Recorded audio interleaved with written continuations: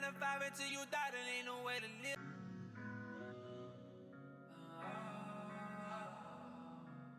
Working 9 to 5 until you die. My first run in my wrist, she gave me chills. Ain't tryna be no chef, wanna learn to make a meal. I never slept on my dreams, I had to make them real. In the fast lane in the Charlie, watch me take the wheel. Gamble on myself, take chances, I'ma play the field. I ain't never slept on my dreams, I had to make them real. Working 9 to 5 until you die, there ain't no way to live. My first rolling in my wrist and that shit gave me chill. Ain't tryna be no chef, but wanna learn to make a meal. I ain't never slept on my dreams, I had to make them real. Working 9 to 5 until you die, ain't no way to live. 2 jobs, my mama worked that, still don't make enough. Daddy got 5, lost his drive, seen him lose himself. Fuck that, I'ma hustle to the end. I got 2 daughters to feed, I take my L's to the chin. I make sure my babies see me and they see a king. And I wear my crown on my wrist, I'm icy as a ring. I put 10,000 with Travis hand and that's some how to feel. Put your destiny in your hands, little nigga, grab the wheel. Climbing out the gutter, had to move the smartest. I sold every drug known to man, I done went the hardest. Built up publishing, writing songs for the biggest artists. Betting on myself, I knew I would be successful regardless. Made my dreams reality, so I ain't had to sleep. Never thought that I'd ever sleep with my enemy. My baby mama couldn't see, so she ain't believe. Had to cut that bitch off, ain't need that energy. In the fast lane in the Charlie, watch me take the wheel. Gamble on myself, take chances, I'ma play the field. I ain't never slept on my dreams, I had to make them real. Working 9 to 5 until you die, there ain't no way to live. My first rolling in my wrist and that shit gave me chill. Ain't tryna be no chef, but wanna learn to make a meal. I ain't never slept on my dreams, I had to make them real. Working 9 to 5 until you die, ain't no way to live.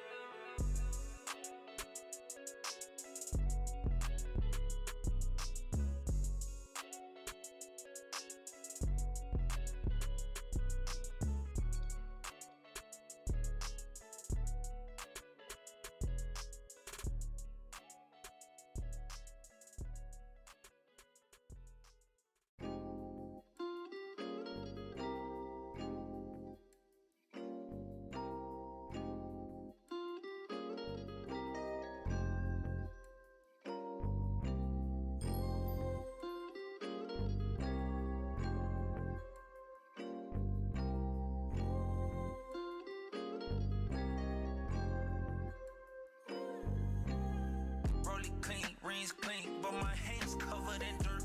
I do what I had to make shit happen, put in work. All my bad dealers got good intentions, I'm not perfect. But me and God got understanding, I move with a purpose. Rollie clean, rings clean, but my hands covered in dirt. I don't know the last time that I stepped foot in a church, but what I do know is that I do good on this circle. I tithe by bringing opportunities to who's in need. Kicking in doors that's locked and closed, no use for keys. The man I am is not who I used to be. Haven't survived this long and free by moving stupidly. You know why? Because they stole all my It's not a weakness, niggas won't be abusing me. I'm not a petty nigga, so petty pennies not moving me. Niggas is cheap, a couple hundred had them eluding me. Made room for real. Hypothetical Tower 1 Zoo 2 says, at Cobain too greedy, we will make you popular. Come in nzhna.com. Bubbly Indictment says, at Cobain too greedy, we will make you popular. Come in nzhna.com. All my bad dealers got good intentions, I'm not perfect. But me and God got understanding, I move with a purpose. Rollie clean, rings clean, but my hands covered in dirt. I don't know the last time that I stepped foot in a church, but what I do know is that I do good on this circuit. Mama said treat them like you wanna be treated. Do everything with an open heart, cause love will always be needed. Words come to light, so everything you want, speak it right into existence. Rolex diamond chain, Impala with the switches. Pockets stay brolic, I'm heavy in the fitness. I stay in the hood, well invested in the trenches. The goal is to navigate my people to the riches. Never been selfish, never been defensive. Set it out in the open for every living soul to witness. Usually wanna stand alone, so it's rarely co-defendants. Don't short nothing, I'm swinging towards the fences, and every sentiment is filled with good intentions. Rollie clean, rings clean, but my hands covered. Immoral Flame says, much love. All my bad dealers got good intentions, I'm not perfect. But me and God got understanding, I move with a purpose. Rollie clean, rings clean, but my hands covered in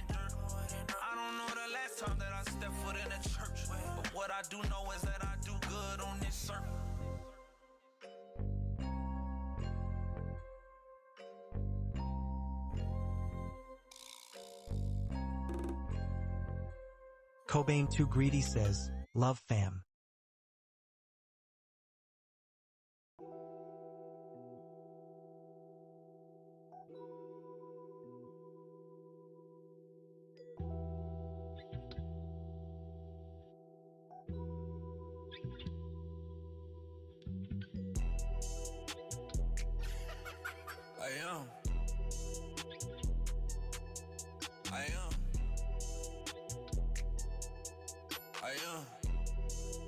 Yeah.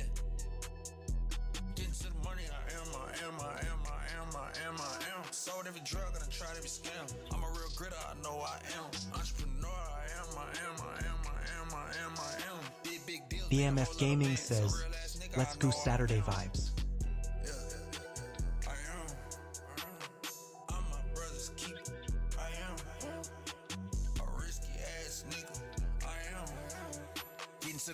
Cobain Too Greedy says, thank you fam, God bless. I'm a hustler, give me the opportunity, I'ma text you, yeah.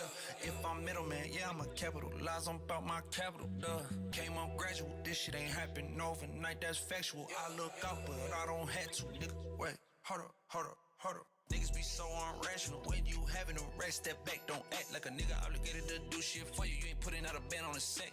Ain't did jack, it's nuts like cashews. Tell them no niggas try to slander you, slash you. Mad cause they see me rock, do it so casual. Should've kept up when the past you. Hating ass nigga, I'll clap you. This Glock, this Medusa, hold up, make statues. Snakes get turned to stone. Fake shit I don't condone. Nigga, we grown. Bless the man and earn his own. Made away serving strong. Curbing zones. Now it's pub deals for songs. Hitting a roll on a fast route to millions. Nigga, I'm hardly home. To the money, I am. Sold every drug, I done tried every scam. I'm a real gritter, I know I am. Entrepreneur, I am. Big deals, made a whole lot of bands. A real ass nigga, I know I am. Yeah, I am. I'm my brother's keeper. I am. A risky ass nigga. I am. Getting to the money, I am. Influencing the culture, I am. Staying far away from vultures, I am. Taking necessary risks to feed the fam. Forever screaming free my real ones out there jam.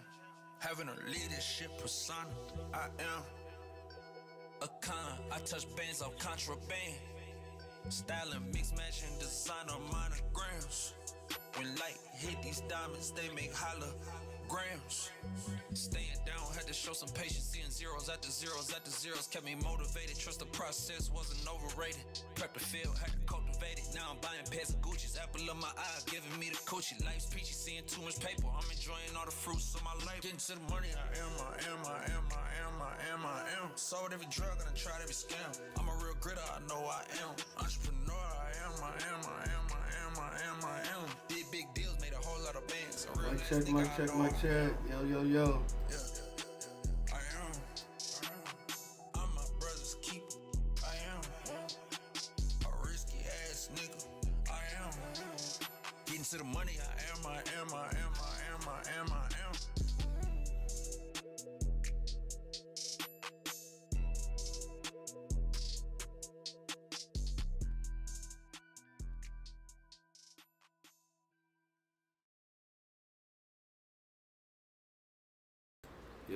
Yo, who we got in the chat, man?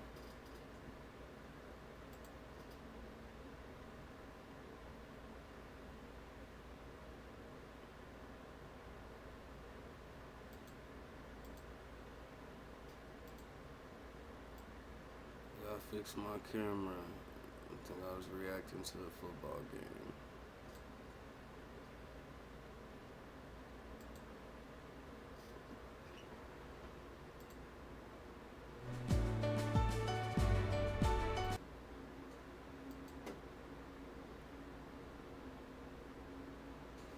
Happy Saturday, man.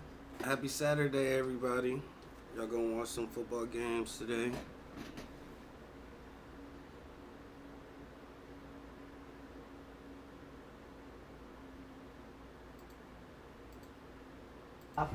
Yeah.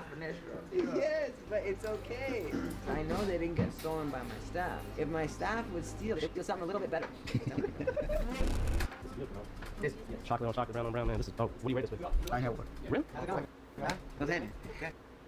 Let's look at these comments.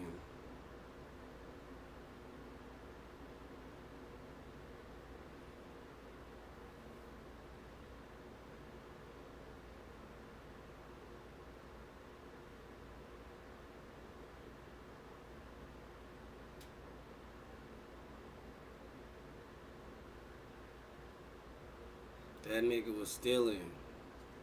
42 Doug was stealing shit.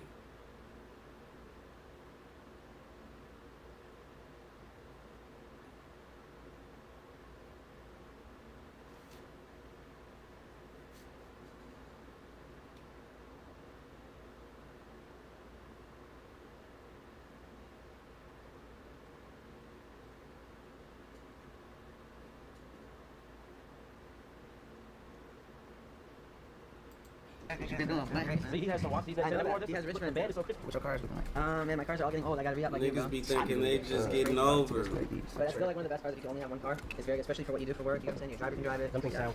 You have this case with the smooth leather? Oh, dang. How did you get the smooth No, leather? I was like, no, where'd you get this? Oh, man. Tourbillon? Bro, why'd you do that? No, that's like a zombie Without fucking casually. ass. This is Tourbillon, bro. This is crazy. Oh, and your watches fit me perfectly, so I would love to borrow your collection anytime. Let us balance these links properly, bro. Yes, I need that too. That one's gonna be a big problem. This is brand new? Can I get that? 6'7", it says 6'7". 4'2". Oh my god. It's like two FPJs. Dude, they keep giving out. Skeleton AP. This one in very nice condition as it is. You can't get it for less than $250 with tax. I'm not even exaggerating. Okay? This watch, last one I saw was $68,000. Maybe paid more, maybe paid less. This watch plain, $180 on the cheap end plus the diamonds. Let's call it $230. This watch, the last one we bought, we paid $55,000. They were going for about $80. Steve gave you that? I don't know what you gave him, bro. You must give him some game or something. That type of money. Platinum Date 2 is 41mm. Concentric dial. Blue Roman. The blue hands is my favorite part of this watch. This watch, Chandelier RM. He got this as a gift. Call it $250. It's unlimited price. Yeah, priceless. This one is a Day 2, fully bust down. You had this like a long time, and it's still one of the best because the bezel is like a Power Ranger when you put it on, bro. Probably cost you about 75 at that time. 60. Okay. This one, what does this go for? Like 90? Because chocolate dial has a premium. I ain't never wore that. It's so crispy. And this one, maybe 180. Yeah, I got that from Guy. Somebody paid 180 for it. And then we got other jewelry. $17,000. Baby Ron got iced out paddock. Just getting this watch plain is very hard. If you want 5, you can't get 5. You know what I'm saying? You just gotta buy it for one that's available. And it's iced out these times. It's very nice. Oh, Tourbillon AP. What's the price? Like item 200? Yeah, it went up though. Yeah. So this is a technology where the movement of the watch is spinning at all times for higher accuracy. Because when they check the watch's accuracy, they check it 4 ways. This way, this way, this way, and this way. So it might be off 5 seconds per day this way, 2 seconds per day this way, 3 seconds per day this way, 10 seconds per day this way. But this way the movement's always spinning. So it's giving you a more accurate time. This is like very high tech in the movement. So people even own a Tourbillon watch, they don't even know what a Tourbillon watch is or does. That's why you look at the inside, the whole inside is spinning for more accuracy. Dude, that watch is so crazy. This is my investment. I started with one watch. Yeah. Well, I got a gift, then I got another gift. Yeah. 2018 from Guy. I got jewelry from Baby.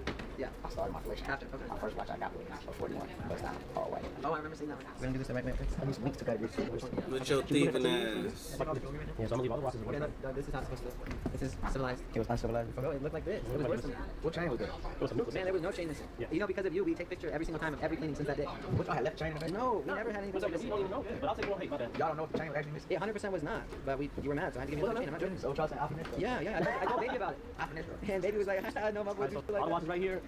Yes, but it's okay. I'm not taking the jewelry back, okay? You see, you never know what happened tomorrow. Like, he might just lost everything he owned at FanDuel, and now he feeling like, let's do it. Okay, for example, I know they didn't get stolen by my staff. If my staff would steal, they would not steal such terrible watches. They would steal something a little bit better. Somebody stealing out the stash. You know if they'll steal $100 because it's $100? Why would they steal something worse? You gotta steal something that's resellable. They stole something that's not resellable. You gotta steal something that makes somebody think they I would steal. understand that. How you think right now? But nobody, if they smash the glass, they'll take the Rolex. Nobody wants no Omega. Yeah, if they smash the glass, if they steal it, they want to owe me. Okay, now look, they're both balanced. What's up, man? I was telling him how he got his finishing that day. Yeah, he told me I got yours. He's like, he's scared to bring his stuff now. He's like, I'm gonna give you back. I said, no. Look at how many, all these watches. You told me there's no such thing, bro. Ruffy, he has literally way too much. Look at how 5980 goes. What are you done to this one? Link stick now. Show me yours. That's gonna need a very high-end polish. If you're gonna polish that, you gotta make sure it goes to the right guy, aka me. Oh, you have to meet my friend here. How are you? You have to meet my friend. This is an American superstar musician. Check out some of his collection. He has a house in Switzerland. Okay, this guy's really got his watches like that. Check out some of these. I used to work for AP actually. For how many years? For 2 years. Yeah, so. You got a lot of APs? Yes. He's a That's little modest. unlimited to crazy Lot of Actually, I have a great piece of AP. that to show it, one that we've never seen before. It's called a concept. See, this is a real gemologist. He walks around with a loop every day. I walk around with my loop every day. Bag of gems. These niggas is rich as No, fuck. it's better than a marble, in my opinion. Because It's the same kind of series without putting the marble in it. It's the same movement. Whichever character comes back when you watch it. This one, Yeah. it's not dependent on those countries. I got a jewelry in the back, so we're looking to watch. Did you get pictures, sir, of all your items? Yeah. 1, 2, 3, 4, 5, 6, 7, 8. I need a new box. Okay. And then I need them. I can travel. But you need 2 cases? I need the big one of them. What's the perks of being In fraternity, yeah. networking, we're community-based organization, and mentorship. So that's the main 3. And we're a religious organization too. So our colors are crimson and cream, represent the blood of Christ. Who you listen to right now? You see, listening to Herbo, Lucci, Meek, Justin Bieber, Peasy, Thug, Montana 700, Metro, Bass Swag, Alright Sciences, T Nerd, T Grizzly, Rallo, all Detroit Detroit. Alright Sciences, alright, bro. She took blue. DJ Dog. She hard as fuck. DJ, what's up? DJ Dog. I tell DJ your price $25. When you I'm on the way, bro. I'm on the way. Boom. Did y'all go to college? I went to have lunch with a girl. Go to college? Yeah. What's up? Beat was great. Was it? Meeting you. One purchase? No, it's no. graduate. It was like a grind. Yeah, exactly. Yeah, like you just and it's like break people, it. you might think it was one song that just got you, but it's like no, like that did help. But after that one song, I had to make another. You know what I'm saying? I You gotta got keep made this story. Uh-huh. Who was the first rapper? First artist? So, T-Pain would have been He like was our the biggest, great for us. biggest blessing, nicest customer. T-Pain. Still shops with us a lot. He's still one of Yeah. and many other things. My most expensive items I would show him, he would buy every single time. I didn't have anything expensive every single time. He would say, oh, if I have this on repair, he would force me to sell it. And I'd be like, dude, this belongs to my customer. He'd be like, put your customer on the phone. Let's do a deal. And I'd be like, how much? And I would put you on the phone. You'd be like, no, I don't want to sell it. And then he'd be like, all right, 150,000. Let me buy it. I'm buying it right now. That's how T-Pain would do. Now he still spends a lot, like over $1 million a year, but he's a lot smarter. He get money right now. Too. Oh, yeah. Oh, he's a legend. He made rap what it is. Yeah. I feel like he owed that money. Yeah, Yeah, I agree. yes, I seen him just get 100. Yes. They owe T-Pain. Yes. T-Pain was that. How much life insurance you have? I know a lot. Like you. Oh, no, don't tell me though. Damn, you killed him. Exactly. That way I get to live to see it. Yeah. And you know what's funny? When I went to jail, the first shoes they gave. It's sold that China. Hmm? What can I have on? I have to send this to somebody in Detroit, actually. So I got a dark blue case. Yeah, he's gonna What about ran out of here? Huh? We met. Mo would have been angry. Y'all didn't run. You already owe 15,000. Do I get the thing? Nice seeing you. What? You already owe Shout out Icebox. 15,000. Moved on for the ice watch. Yeah, you owe 15, my boy. They on your ass. He really was a little boy though. I ain't gonna lie. File your taxes 42 Doug 100% just got a little free. boy, and he didn't even realize it.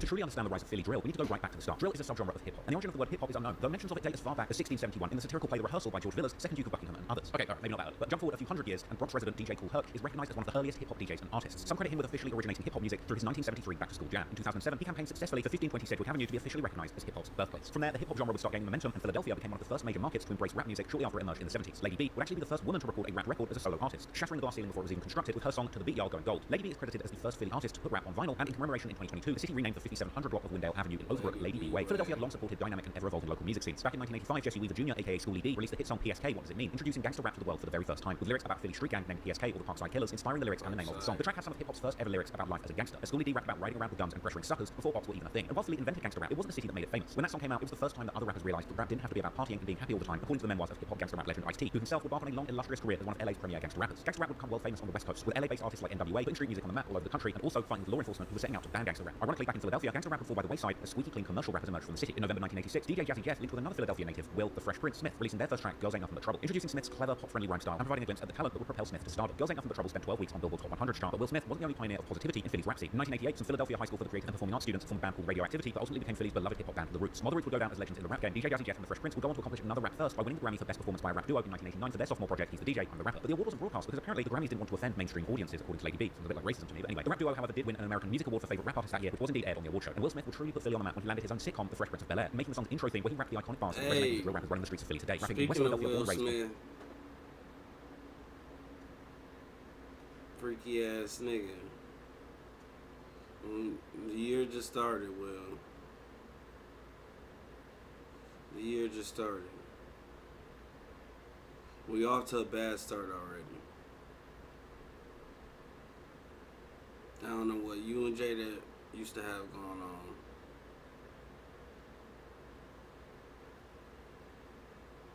But come on, bro.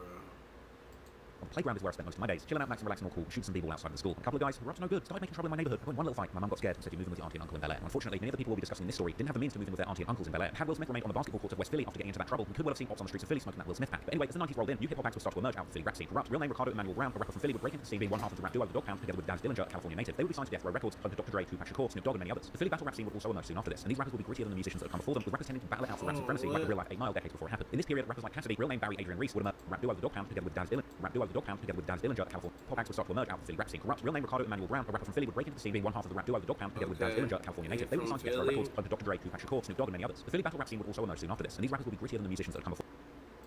Corrupt from Philly.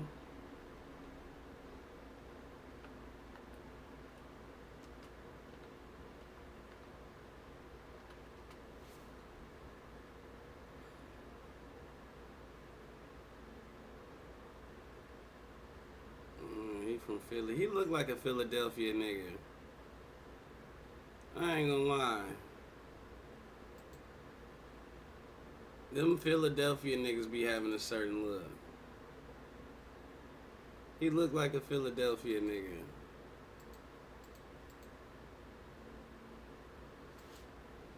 All them niggas look the same.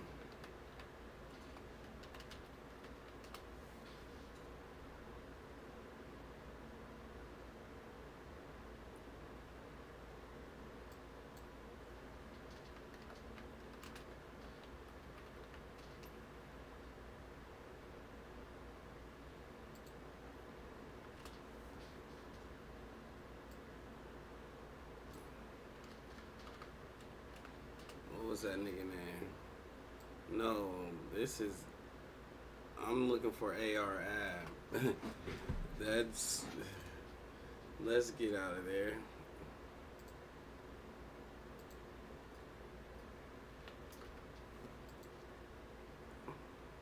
What was AR Ab homie name?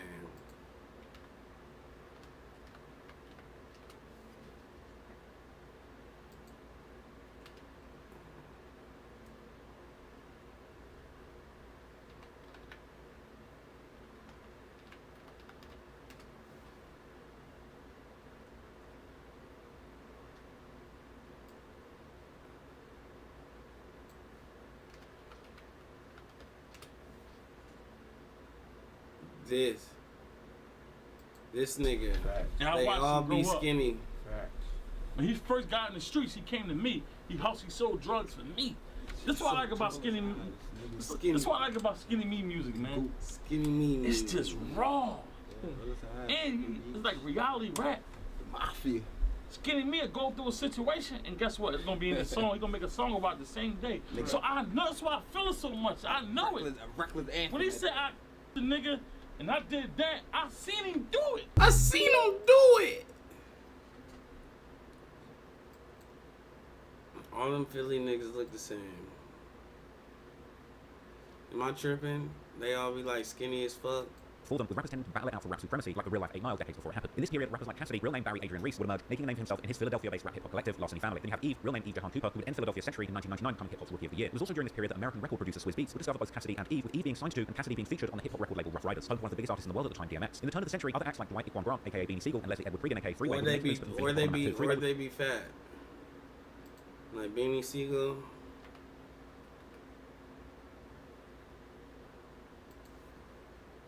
The nigga look like beans. FS look like beans. He just look like Beanie Siegel.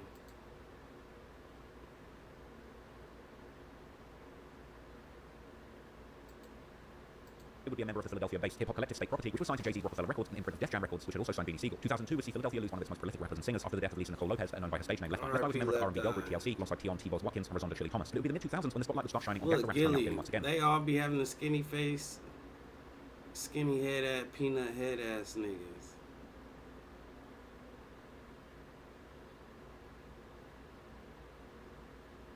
Owns rap acts like Gilly the Shout Kid, out known as to Gilly the Philly, King, real name is Zifard, who was actually one of the 7 members of 90s underground hip-hop group Major Figures. In 2006, Gilly would be thrown into the national spotlight, owned with beef with Cash Money Records and its star rapper Lil Wayne, when he claimed to have ghostwritten for some of the label's artists, particularly Wayne. At this point, Gilly had been signed to Cash Money and strangely had never released any songs with the label, owing to his disputes with the company about his publishing. With the public spotlight on him, Gilly's ties to the streets would soon come to light. In June 2006, he would make a headline after narrowly escaping death, being shot 3 times by his ops. He would sustain 2 gunshot wounds to his arm and leg, getting discharged later the same night. The FBI would now surveil his house. On February 8, 2007, he would be arrested after authorities discovered that Gilly was running 2 drug stash houses where they found 89 pounds of marijuana and $404,000. But fortunately, Gilly was able to get back on the straight and narrow path later in life, eventually teaming up with Wallow and creating the blockbuster podcast $1 Million Worth of Game, interviewing the most popular rap stars in the modern era. However, Philly's treacherous streets would still impact Gilly's family, and in a tragic turn of events in 2023, Gilly's 25-year-old son YNG Cheese would be gunned down in a triple shooting in Philly. But as Gilly was departing the rap game, it was around this time that a young rapper from Philly named Robert Remy Williams, aka Meek Mill, would be on come up. Raised in the North Philadelphia section of the city with his sister and inspired by his mother and father, who died when he was 5, Meek Mill began taking the rap game seriously at the age of 12 after losing a street battle to neighboring rappers. Hold on.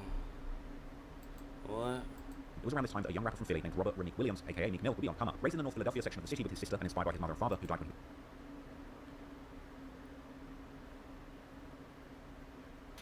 His mother and father.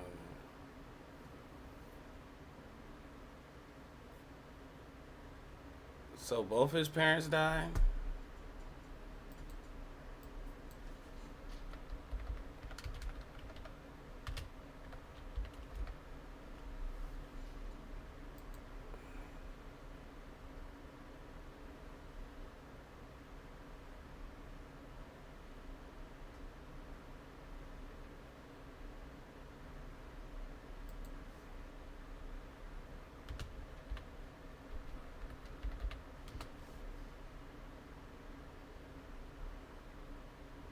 Okay.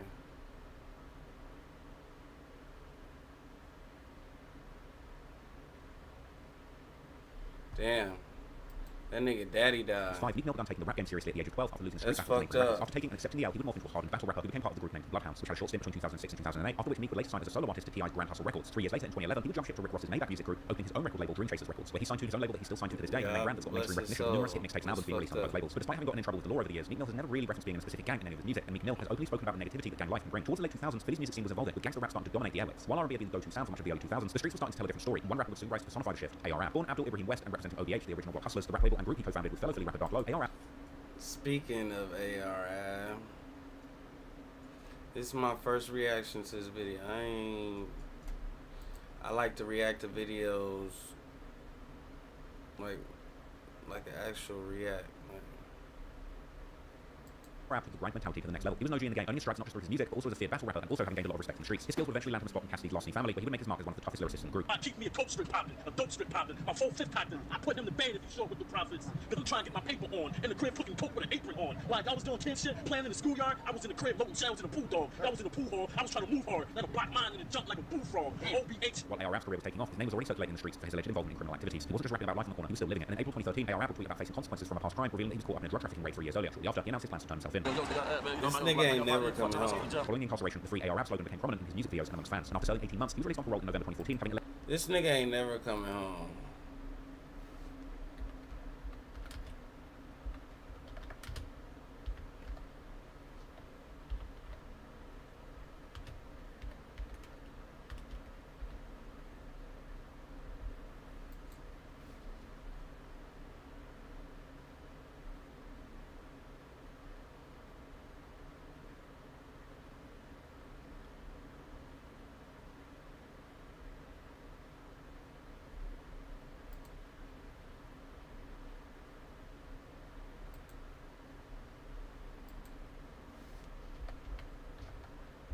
How long that nigga get?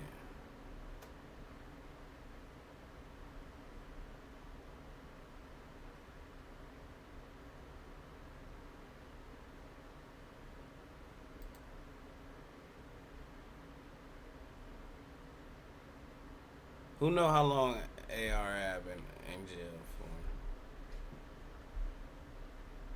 That nigga ain't never coming home, huh? There's a lot of these niggas that ain't never coming home. allegedly reduced his sentence by participating in the boot camp program. However, in October 2018, AR Rap, along with 8 others, was indicted on drug trafficking charges in North Philadelphia, where he was identified as the leader of the operation. And in November 2019, he was found guilty of conspiracy and drug distribution. 45 years. Meth.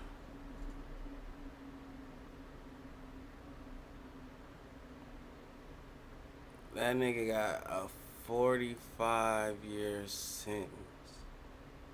Ooh! Ah! Ah! Ah! Damn. And on April 15, 2021, AR Rap was sentenced to 45 years in prison. After AR Rap's legal troubles cast a shadow over Philly's rap scene, a new generation of artists started to take the spotlight. Enter Samir Basil Woods, better known on stage as Lil Uzi Vert. A stark contrast to the gritty, street-centric narratives that define rappers like AR Rap. Uzi, standing at 5'4", with a body covered in tattoos and an enigmatic personality, brought a different kind of energy. A blend of melancholic lyrics and high-fashion flair that resonated with the youth in the city. Lil Uzi Vert broke into the mainstream in 2015 with emotional rhymes that amassed millions of streams on Spotify. His emotional yet energetic style created a whole new creative lane in the hip-hop genre. By June 2016, Uzi had cemented his place in the hip-hop culture, appearing on XXL's 2016 freshman class list alongside big names like 21 Savage, Kodak Black, and Lil Yachty. And his appearance in the Cypher solidified him as a new force in the industry. And while questions about Uzi's possible gang affiliations have swirled over the years, DJ Drama and Don Cannon, Uzi's mentors and the heads of Generation Now, his label, have repeatedly debunked these rumors, emphasizing that Uzi's sole loyalty lies with their label and the music game, and that he's not a street rapper like the gangster rappers. This revelation disrupted the typical narratives around street life and affiliations, marking Uzi as somebody much more connected to music and creativity than the streets, but still. I know that motherfucking piercing right there. He ain't got a scar right there. Or do he still got that shit in? I know that motherfucker be itching. I know that bitch be itching. That's why he took some of them motherfuckers out. Still being inspired by life in Philly. In a sense, the Lil Uzi Vert represents a shift in Philly's hip-hop scene, a brief move away from the hardcore streets-driven stories of battle rappers like AR Rap to a more emotionally complex and commercially savvy sound. His journey highlights the power of mystique and artistry, but public perception often blurs the lines between reality and performance art. But after Lil Uzi Vert's meteoric rise in the mid-2010s, another Philly native began carving his own path in the hip-hop scene, PNB Rock. Unlike Uzi's energetic genre-blending style, PNB Rock, his music was a reflection of the duality of life in the streets of Philly, hopelessness mixed with fleeting joy. His breakout single Selfish, released in 2016, showcased his ability to merge emotional storytelling with catchy melodies, a sound that caught the attention of mainstream audiences. Originally from Germantown near Pastorius and Hampton Streets, from which he gets the P and B moniker from, with there being a gang with the same name in this area. PNB Rock's adolescence was rough. Raised in a Muslim family, his father had been murdered when he was just 3 years old, and so he was raised by his mother. By age 13, he was being sent to juvenile detention centers for committing robberies and fighting in school. By 19, Rock had found himself. His what?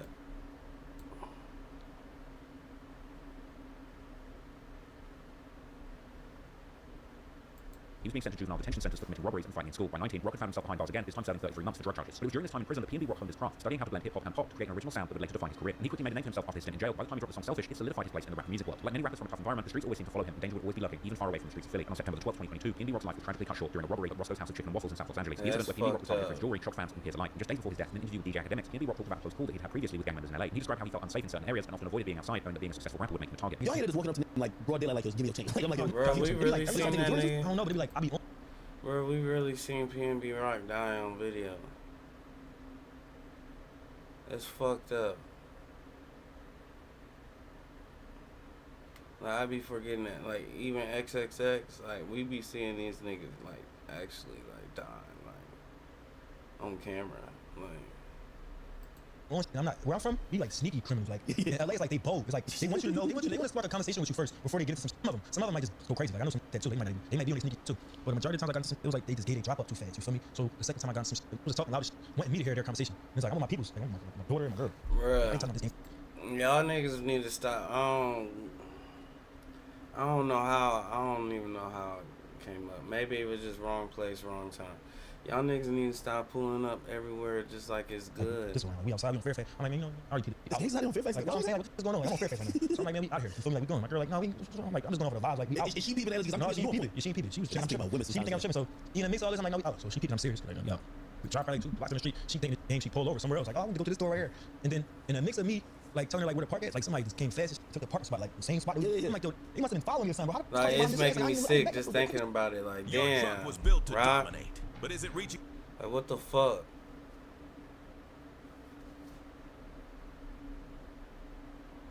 More lag.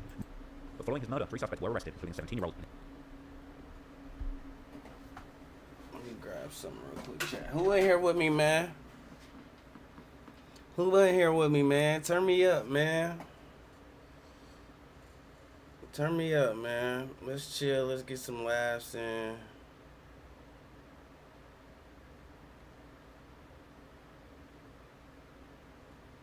Let's talk some serious shit.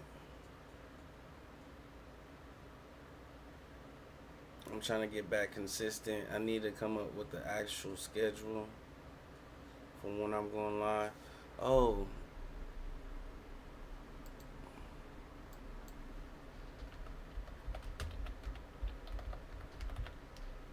We are not watching the Ravens and Steelers. Sorry if you came here thinking we were watching the Ravens and Steelers, but that was, what, a week ago? I gotta piss. That's what I'm about to go do, is piss.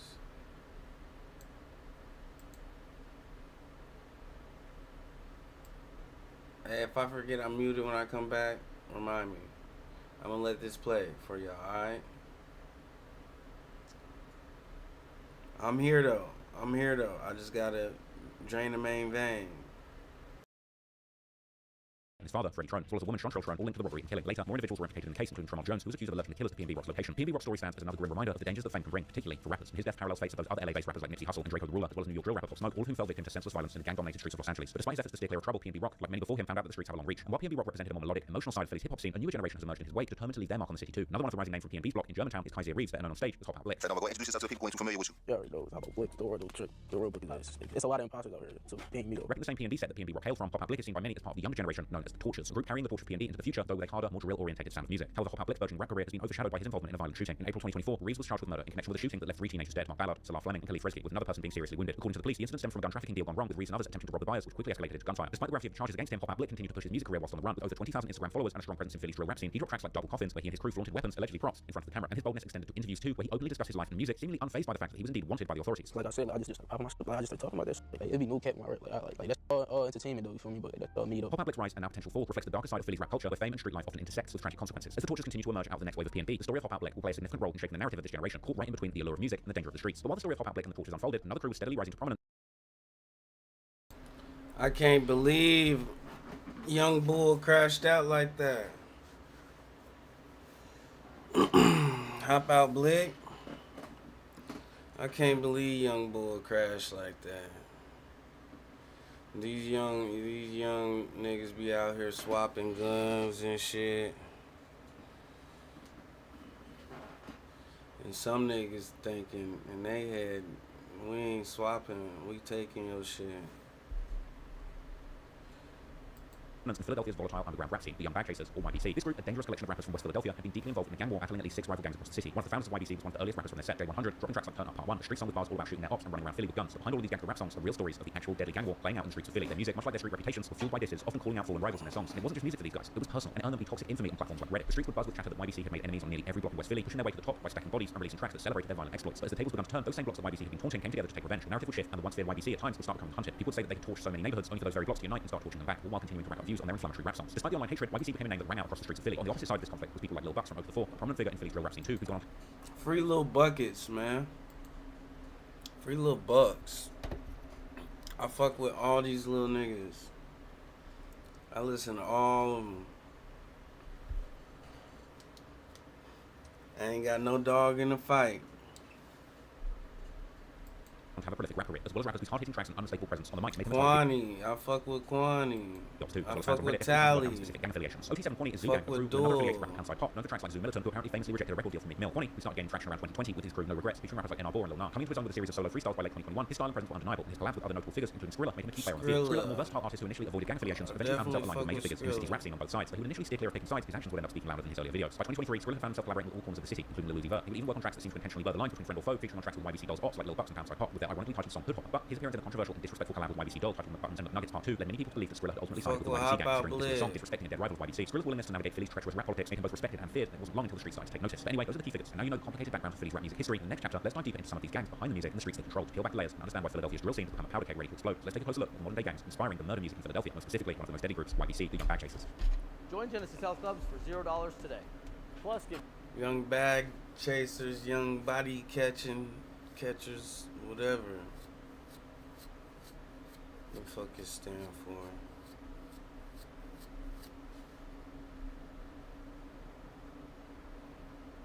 Elementary student feels special on their birthday. Every student is unique, but every one of them has a birthday. The simplest thing I can do is tell them happy birthday. You know, we snap a quick picture with them, put it on social media. It makes me feel excited and appreciated that he does that stuff for us. This is one way that the students are recognized and they have a great relationship with. The streets of Philadelphia have been dangerous for decades, and despite many gangs of Italian American and African American origin that have operated in the city over the last 100 years, in today's day and age, it's the younger, smaller sets of African American gangs with an interest in rap and drill music that are causing the most chaos on the streets of Philly. On Reddit forums like Internet Philly Wiki detailing the going-ons in Philadelphia's gang strongholds, people share fan-made gang maps which identify all of the blocks and gangs and their respective turf in Philadelphia. And these are updates constantly showing countless gangs to be aware of in Philly's treacherous streets. And in terms of today's story, there's really one gang that stands out amongst the crowd, not only being one of the most dangerous, but also the most disrespectful. This is a crew known in the streets as YBC. YBC is a Philly street gang with the letters YBC standing for Young Bag Chasers, or Youngest Bag Chicken. J100 was a founding member and a rapper from the crew, and YBC Doll, aka Mr. Disrespectful, would wind up being one of the most prominent members in recent years, particularly as a result of his popular and offensive rap songs all about the gang war. Other prominent YBC members include Fat C, Dean Stacks, Samir Pablo, FS Bender, Reek 1200, Curry, F5, Darfetti, Baby 1K, Baby Wick, Yakiola, Money Making T.O., Baby Car, Kerr, Peso, and Lil Moo. The YBC turf is 42nd, 43rd, and All these niggas locked up or dead. Josh World, in memory of YBC Josh, one of the earliest members to lose their life to the gang war. At some point, YBC expanded and formed an alliance with the North Philly crew. All these little niggas locked up or dead. A majority of them.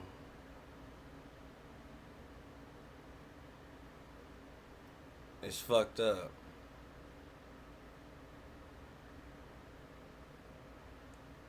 And I'ma react to it.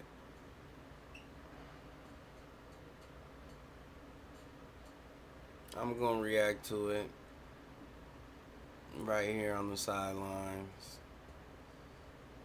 And take my ass to work. But I'm watching everything that's going on. Notorious for shootings called YFA. In the now infamous Brandon Buckingham interview, YBC Doll explained how YFA is actually the younger generation of the YBC gang. Would you say that YBC is from West Philly? Yeah, YBC is the bottom. We got a couple that's like from North and shit. Majority. R.I.P. Duel. Can't feel bad for him. I can't feel bad for Duel. He know what he was doing. I listen to his music, yeah. But I can't, you know. Majority, like, YBC originated from what? You can't be dissing 40, 50 people that ain't here no more, and you don't even know who cousins with who. You don't know who, like... If you dissing a whole bunch of people, Say it's about like 10, 15 people you dissing. Some of them people got a lot of people that love them. Some of them don't. Some of them probably don't have nobody that give a fuck about them. But it's some of them dudes that got hundreds of people behind them. Big families. You don't know who is who. You just don't know. Shit's stupid. And YBC, like, we somebody like Big Brother or something that's in like YFA, like, it's two groups, it's YBC and YFA. That's the younger version of it. Interestingly, one of Philly's most famous singers in the modern era was PNB Rock, and his PNB gang hailed from a nearby block and is affiliated with the YBC and YFA groups. YBC Bill would even take Brandon Buckingham to tour PNB Rock's block, showing you just how comfortable YBC Bill felt there. Past 30th Street right now, we on past 30th and B, and we in PNB. This PNB Rock block, though, like, this is where PNB Rock from, like. Hop Out Blick is another famous member affiliated with PNB who made numerous songs with YBC Bill. Now, Hop Out Blick is currently incarcerated for double murder after 3 young men lost their lives in a robbery turned shoot. Hop Out Blick threw his life away. Gone forever. Gone forever. Dead in jail. For what? 2 to 3 bodies? Shootout, with this murder receiving a bunch of media attention due to the young age of the boys involved. After the murders, Hop Out Blick would drop songs seemingly mentioning the tragic events, with many people reporting that he was self-snitching in these songs and that it might be the very reason he got locked up. This young generation of PNB members sometimes refer to themselves as the Torches, and they're infamous for being incredibly dangerous in the streets and allies of YBC. Now eventually, YBC began to beef with a group of gangs in their neighborhood, with several of these smaller gangs splitting up to defend against YBC. CCK was a collective of gangs that would form against YBC after years of violence and disrespect. This collective was made up of 3 groups: the Campers, the Clappers, and the Clappers with a K. The first C in CCK standing for Campers, who are based on O to the 4. The second C is for the Clappers, based on 56th Street, and the K standing for Clappers starting with a K, hail from 7th Street. The Campers, or O to the 4, takes the O from 60th Street and 4 from 64th Street, as Lil Murph from O to the 4 broke down in an interview with Philly Fame. You from 64th Street, y'all call that O to the 4. I mean, explain that for the people. It's 60th away down, 60th. Alright, okay, yeah, go ahead. We all grew up in that thing. Now, one of the most notable members of CCK is Lil Bucks, a rapper from the gang who has multiple songs on YouTube that have millions of streams. A few other prominent members of CCK include HL Osama, Sid, aka Fro, Uka, and a plethora of other members who we might touch on in this video. But a number of other crews will also click up with CCK to beef against YBC. For instance, the 39th Street clicked up with 44th Street, aka The Mont, in an effort to avenge Sid and Kanye, 2 young men who were killed in a gang war. YBC Bill would also beef with a few other sets from around his turf, with 59th Street and 62nd Street also being ops of YBC Bill in his set. This means YBC is surrounded by ops on almost every side. And interestingly, the music made by members of all of these gangs would be a major catalyst in the violence going on their blocks. But anyway, YBC members would actually begin making music a number of years ago, with one of its founding members, J100, being one of the first people to start making music all the way back in 2017. One of his first songs, Know How We Comin', featured Lil Car, where the 2 teenagers flex. I'm sure I'm related to a couple of these niggas out there. I got family on the East Coast. I don't know who though, but I couldn't tell you. I had a family reunion in like Virginia. I had cousins from fucking Philly, DC. I had family all over. So the ops know how they're coming, and that they should be afraid of the violent tendencies of YBC members. A month later, he dropped the track Trenches with 2K Rico, and less than a year after that, J100 would drop a remix of the catchy 6ix9ine song Huda featuring YBC Hemo, which shows Jay rapping in 6ix9ine's flow, albeit much more believably, whilst rapping about the violence going on around him. Another song he did around this time was a feature for YBC Hemo, their song called The Life, a song that's all about the life of these 2 teenage boys from West Philadelphia trying to grind their way out of the violent neighborhood they were born into. Around 3 months later, Jay would drop another song titled Black 'Em Out, and J100 would have been the oldest, around 16 years old when recording these songs, but by that age, him and his friends were already rapping about the dark life they were living, discussing incarceration, even their dead friends. But over on the other side of the fence, CCK also had members who were dropping music around this time too, Lil Bucks, who would shake up the streets when he dropped the song We Spinnin' featuring One Mir, with the song being an anthem where the 15-year-old Lil Bucks would rap about being a boss who is feared and not to be played with, while Mir uses his verse to rap about the guns that he constantly uses on his pops. Coincidentally though, the music video of this song was released only one day before it hit when niggas was wearing the bulletproof vest, oh man, that shit is disgusting. Just looking at that shit now, niggas was really walking around in bulletproof vests.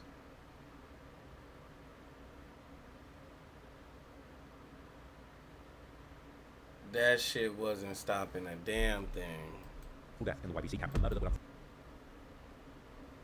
shit wasn't stopping a damn thing. Fortunately, escalate the war in the streets of Philly to new heights and start a chain reaction that would ultimately lead to countless deaths of young men all across Philadelphia.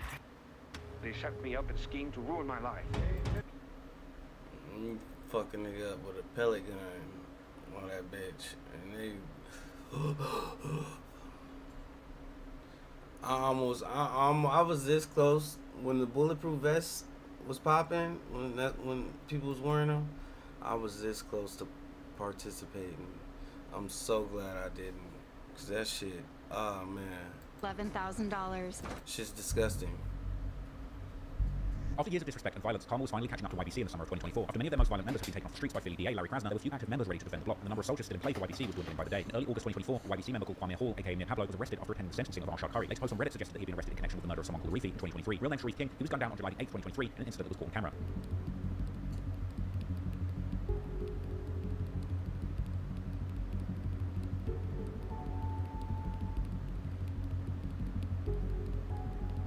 YBC Dole was likely feeling crushed at this point, with a huge sentence handed out to Curry and another one of his friends, a prominent YBC member near Pablo, getting arrested the same day. Things were looking tough for the YBC camp, and the fans and pundits were truly noticing it. On the 7th of August, Philly focused YouTube journalist American Confidential dropped a 23-minute video all about how Dole had asked fans to pray for YBC after Mia Pablo's arrest. I ain't even gonna lie, bro. Stop commenting Mia Pablo on my page, bro. They're not right.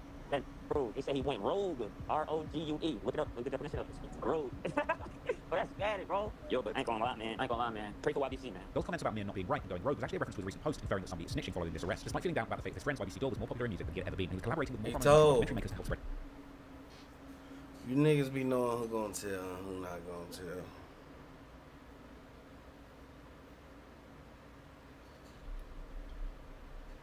Message. Doing so in rather bizarre ways. On the 17th of August 2024, YBC Dole released a very unusual video. A music video for a song called Buckingham featuring a verse and appearance from YouTuber Brandon Buckingham, who didn't rap any violent or disrespectful lyrics himself. Unfortunately, kind of used as a bit of a prop by YBC Dole, who used the video title to make another pointed diss towards Booger. And the video used AI like Dole did in the McNuggets and the Buttons video to make it seem like Brandon Buckingham was actually Ronald McDonald, a twisted play on Booger's fast food job. On the second verse, YBC Dole didn't hold back, spitting he had a fast food job, he should have worked where they let him take it out, clear dig at Booger's job at McDonald's, and Dole would continue twisting the knife going even further, ending the verse with the line Booger felt that McButton bust his top. Despite Booger having been dead for 8 months by this point, YBC Dole showed no signs of letting up, continuously dragging Booger's name through the mud to antagonize his brother Sonny Goon. That's why he dead out.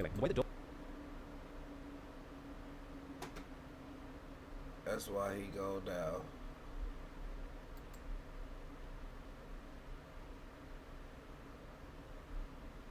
Kind of deranged and arguably unsuspecting Brandon Buckingham into the disrespect. I caught up with Brandon in an interview on my second channel, but he broke down the history of this collab and explained that he actually told Dole he didn't really want to be on a track that was dissing dead people. Like I know Chris did that song, hopping on that song. I wanted to do a song because we did a song together. You saw how that organically happened. We're hanging out, we're filming. The rapper wants to go to the studio, so we go to the studio. I wanted to hop on the beat first, so I did my verse with Duel rapping about drug addiction and whatnot. Then he did his verse. I thought it sounded good. I didn't know what he was talking about. And then we did the music video, supposed to go on the blog. He had to drop it on his tape, and I'm like, yeah, that should be fine. And then as I'm doing my research, I'm like this might be targeting that. Like, this people on the song. I don't know if this is a good idea. And he's like, it's fine. Like, it's Skrilla. I don't listen to Skrilla. Skrilla's fine. It's no big deal. And I'm like, whatever. And then he said he wants to do a music video. I'll be honest, man. Like when I saw that video, I almost felt like bad for you because I almost felt like you'd been tricked and maybe like sucked into some danger that maybe you didn't sign up for. I saw that and like I break down music professionally, right? So I listen to your verse and I'm like, there's nothing really offensive. You're talking about drug addiction and like your experiences and like stuff that you exactly stuff that's gone on around you, which is that's what rap's about. That's authentic rap. You're talking about what's true to you. You're not realizing that he's putting you like I think what was interesting was it's like you didn't say anything offensive. You probably didn't realize anything offensive was going down, but then the context of it kind of placed you in the Buckingham thing and then the Ronald McDonald thing. It's almost like I kind of felt bad. I felt like damn, like he kind of a real disrespectful gangster kind of tricked you into some dangerous. Like, did you feel that way? Yeah, I don't want to act like I'm a victim or anything. Like I'm 29-year-old grown man. I should have been smarter. But you know, just I don't know.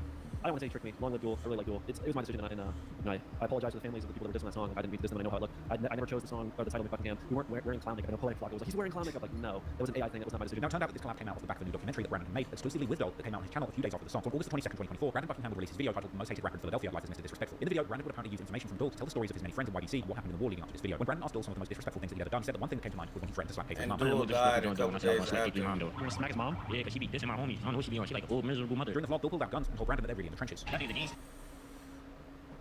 He died probably not even a week after this came out. Look at these niggas' blocks. Look at these niggas' blocks. Ain't no running.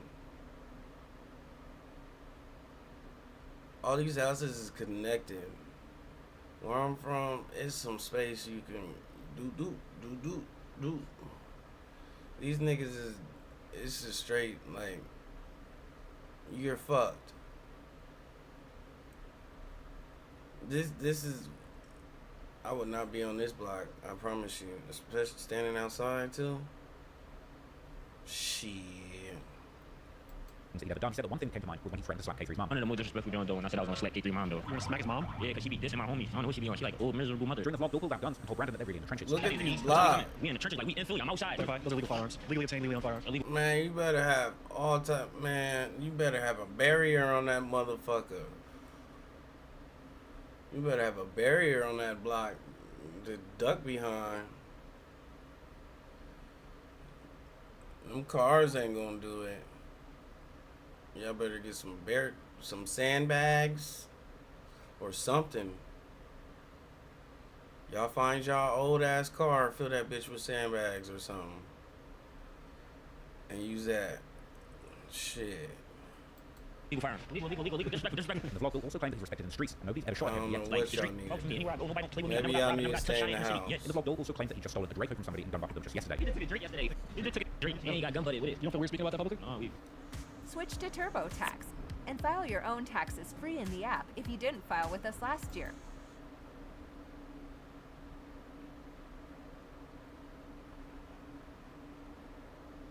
Get it here.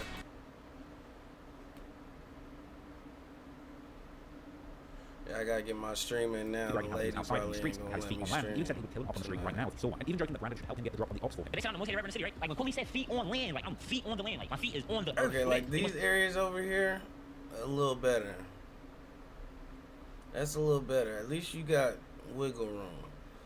Whatever fucking block he was on. Bro, they will kill one of them. Hey, no, not to do no shit. I'm sorry, Brandon Buchanan, bro. I wish you would. I wish he would go try to walk around, try to do a vlog with like a low speed Reaper or one mirror, bro. We gonna flame that joint, bro. Catch me in the crossfire if it comes down to it. You gotta get that drop up. Say nah. You want man, bro? We chilling though, bro. We ain't on that though. Gold would like to say that people in the crew are scared to go to the war zone at night. Now we talk. We've been walking around all day right now. Once it get time to walk into the war zone, I don't want to come no more. You see, do now and all that. They don't want to come to the war zone. When it's time to go to my hood, I'm gonna go to. I want to come to the war zone. I'm gonna go put my feet on land. Gold would walk Brandon through his hood and show how rundown area 42 and Parkside is. So rundown, where we at right now? Right now we on 42nd and Parkside. This my block. Abandoned, bro. This hood abandoned. Not even houses wise. I'm saying like people being out here wise. Like look at that. Yeah, like look at that house right there with the lime green and the brick. Look, slabs is broken all that. Like still like the yeah, this was our bando. We used to be in here. This our bando for sure. We still in there? Still like this. And this door right here. This was open. Will Smith owns these joints right here. Will Smith owns them? Yeah, he's from West Philadelphia. Will Smith went to Overbrook High School. He went to West Philadelphia. Born and raised. Yeah.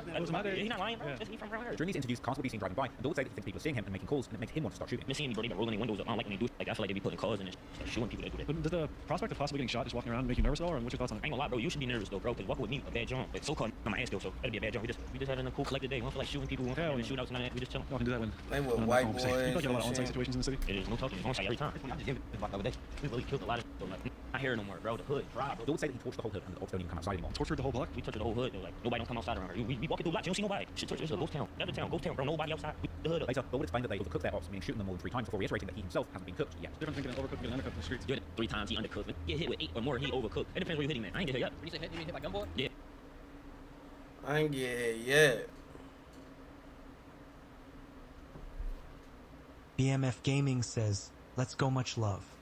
Shout out BMF Gaming. This is why he dead now. Yeah, got by gun bullet. You never hit? Yeah, I ain't get hit yet. How many times you been doing the hit? We've been doing this for a long time. Towards the end, Gold would take Brandon to his Ops hood, and when he saw a car driving past, he would tell Brandon that he knows who that is and that his friend shot that person. Right here, bro. On my soul. On Jay's soul. They from Belmont Ave. They crib right there, bro. They be getting clapped on it. Q Rizzy and all them niggas from right there, bro. That's in the car over there right now. My man Wood is clapping. He told me he can't bust no track. Bro, only reason why he parked out here because Wood is not out here right now, bro. Wallahi, bro. You know it, bro. Up, bro. My man shot him.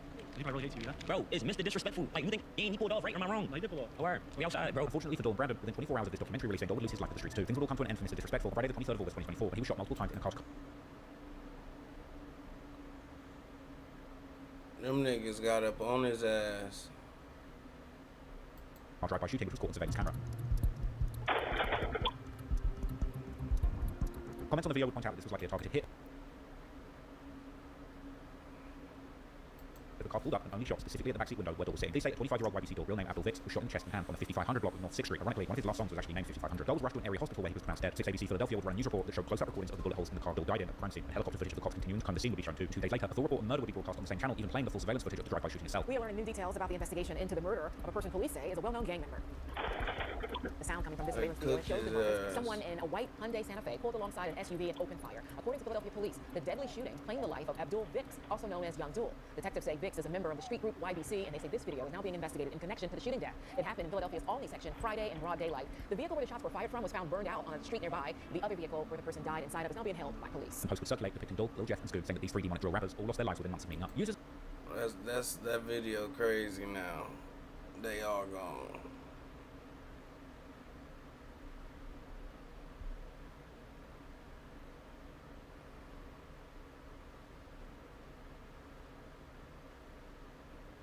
Users of the city's r/Philly subreddit reacted with happiness to the news that the gang leader in their city was no longer in the streets. Another post saw people making a mockery of the situation, sarcastically saying that the world lost a great mind up there with Albert Einstein and George Washington, while others pointed out how it's strange that the free subreddit dedicated to Philadelphia were taking this news completely differently. With commenters under the news posted on r/Philadelphia saying that they were rushing to r/Philly wiki to get the inside scoop on the background to the latest gang-related murder in their city. Naturally, the people most jubilant over Bill's death would be his rivals in the streets. Some from CCK claimed it was game over for YBC and YFA after Bill's death, but YFA members denied this and claimed that nobody's been hurt in retaliation for quiet or Bill's murders. Apparently, KJ's mother was trolling after Bill's death too, saying shots of 42 all around and asking people why she wouldn't troll Dom. Shots of 42 all the way around. Shots of 42 all the way around. Yes, I'm trolling. Why would I not troll? Her son died. She also made a post which claimed. Of course she tweaking. Her supposedly, you know, he was rapping about her son. Shout out Chules. Chules_Pezais. Happy Saturday. God bless you. I appreciate you stopping by. I appreciate all y'all stopping by. claimed that Dole's arm was shot off and people at the hospital didn't want to help him because he dissed their cousins. He missing limbs. Bro, the people at the hospital was calling and taking pictures. I think when he came in, they looked at him and was like, man, this is my cousin. I help him. You help him. I ain't help him. He called it in. I heard him when he missing a whole. What he say? Slide of a body. That body hand is no longer there. Well, I heard his other pieces missing of his body. He got holes in his body. They blew pieces of it. I haven't been to the grocery store in months because this delivery service offers.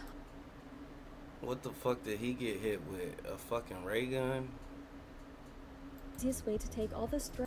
Oh, the comments claim this couldn't possibly be true. Interestingly, having released their vlog. I don't know if I could believe that. Oh, the comments claim that this couldn't possibly be If you believe have him, yeah. true. Interestingly, having released their vlog together just the day before Dole's untimely death, Brandon Buckingham that shit even might hit be the community, made particularly up. from DJ Academics, who dissed Brandon and actually praised me, suggesting that Brandon was being irresponsible and voyeuristic, making content with actual gangsters. No, usually anytime, bro, I'm just not keeping up with these guys who are cosplaying as rappers, but they're really killers these days. So like, I'll go to like a Trap Lord Ross page, and I do think Trap Lord Ross is really just the biggest journalist in terms of he's the biggest documentarian in the culture right now, and I love what he does. I think he made the media list, which obviously well deserved. Like, good guy. I will say, and I don't know this Brandon Buckingham guy. He might be like the Andrew Callahan guy who's not really into hip hop. He's just kind of, I'm just gonna be the white boy voyeuristic type of look. So he's not like Trap Lord Ross. Trap Lord Ross, you can tell, like he's at least caring about the culture somewhat. Now, I'm friends with both Academics and Brandon, and I feel like Academics maybe was a little hasty to judge Brandon, because at the time you've probably not seen that much of his stuff. Like, I have seen quite a lot of his stuff, and I know it. I feel like what Brandon's really trying to do with this content is give you more of an on-the-ground report of what a day in the life is like for the drill rappers that he's covering, whereas with me, I'm taking a more historical approach, trying to lay out all the history that I can find on a given topic, and Academics is more of a 24 hours breaking news service at the very cutting edge of the hip-hop music scene. But also, I did feel like Academics didn't necessarily go that hard on Brandon here. It was definitely an underhanded comment based on probably limited knowledge of Brandon's catalogue, but it seemed like this comment really offended Brandon, who, to be fair, was probably still in the breeding process of losing his friend Dole. And as a result, Brandon would snap back at Academics in a savage post that circulated on Reddit, where he dissed Academics, saying that Axe sits on the computer inside all day and is scared to go to the hood like he is. Brandon would then post an update video addressing Academics, denying the accusations of voyeurism, saying that he had become genuine friends with Dole, as well as refuting conspiracy theories that he or his vlog was the reason for Dole's death. Anyone trying to act like I set him up or I wanted this to happen is like sick in the head, like a sick, twisted person. Why would I want someone that I just did a video with, someone that I was planning to go out to Chicago with, St. Louis with? Why would I want something bad to happen to them? For my own game, like what's like a million views? That's insane. That's not worth it at all. And not only that, the car that he ended up passing in, unfortunately, was not shown in my video. And prayers out to Brandon Buckingham. I know he's going through some health issues. Prayers out to him. Or that white car he passed away in. But he unfortunately had shown it online before, so people may have seen that, but it was not in my video whatsoever. Also, the location he passed away in, Olney, was not a location that we visited at all during our video shoot, right? We went to 42nd, 43rd, went to the Galleria, went bowling, we did all this stuff, but we did not go to Olney. So people trying to say I gave up his location is insane. Not only that, but the video was filmed on May 13th. It wasn't filmed the same day or the day before. Maybe someone that Brandon's actually friends with, actually has a relationship with, passed away, he's grieving. They just went and blindly started attacking me and going off saying all these. That video might have been filmed days in advance before he dropped it, but I guarantee you after that video came out, they said, we gotta get this nigga out of here. Crazy stuff. I'll pop some stuff on screen if you guys want to pause the video and watch some of the stuff they're saying about me. But it was absolutely crazy. I'm getting mad people wishing death upon me, wishing death upon my family. But something that really pissed me off is this fat, drunk woman being bummed, DJ Academics. So he doesn't even know me. He looks at me for 1 second and says that I'm not for the culture, I'm not a fan of rap music, and says I'm voyeuristic.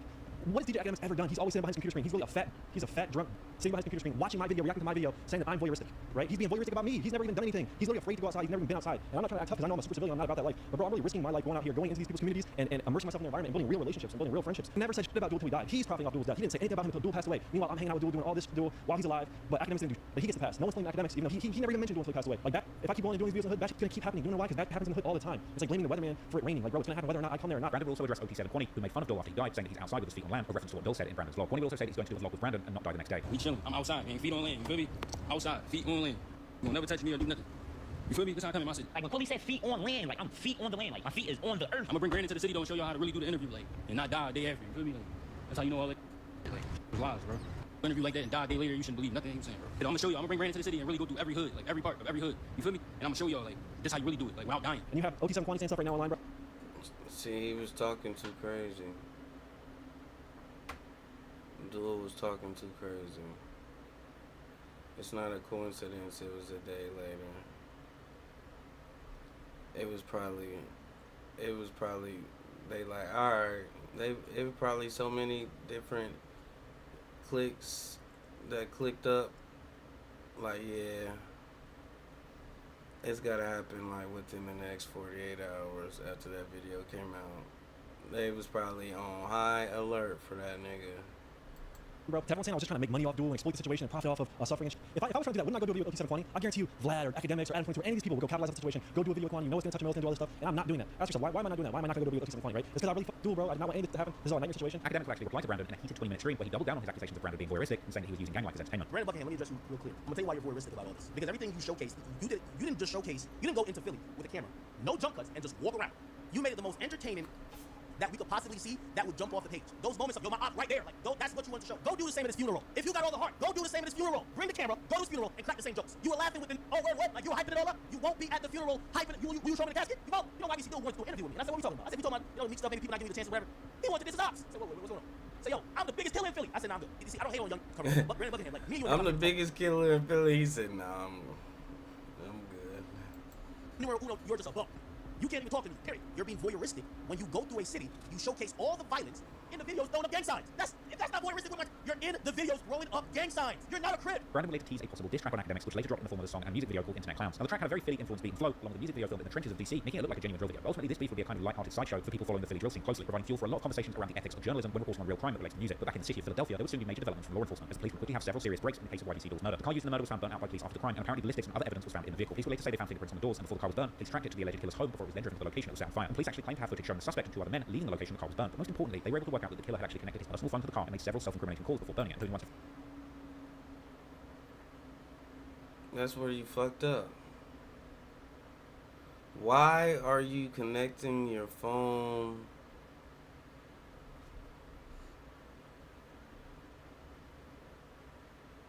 Why is your phone connected to this car?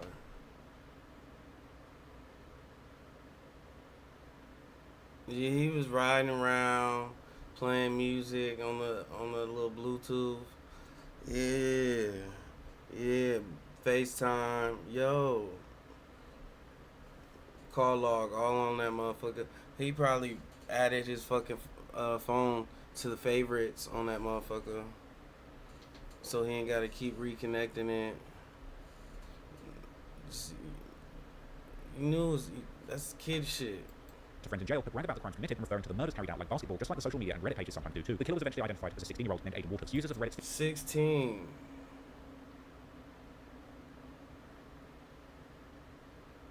Y'all think he gonna... I wonder what's gonna happen with that. The Wiki would react saying that they couldn't believe that Mr. Disrespectful was taken out by a teenage rookie gang member, with others pointing out if you actually look into the shooter's background, he's 16, yeah, no rookie. Another video of him... Oh yeah, he's not getting out. The crimes committed and referring to the murders carried out like basketball, just like the social media and Reddit pages sometimes do too. The killer was eventually identified as a 16-year-old named Aiden Waters. Users of... He not getting out. I think it was another one he was connected to. Wiki would react saying that they couldn't believe that Mr. Disrespectful was taken out by a teenage rookie gang member, with others pointing out if you actually look into the shooter's background, even at 16, yeah, no rookie. Another video of him doing pull-ups as a tiny child would circulate as well, and even more bizarre.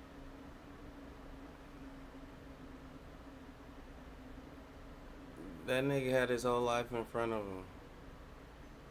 On news would circulate, suggesting that he'd actually been a champion track runner. However, unfortunately, he wouldn't be able to outrun these charges. A Philly Inquirer article broke down the facts, explained that Aiden Waters was accused of 2 murders and 8 attempts within a 5-day span in August 2024. Days before... Oh my.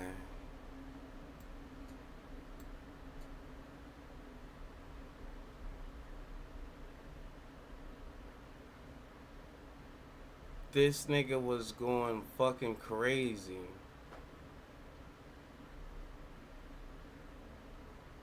Two people and attempting to seriously injure or kill 8 others.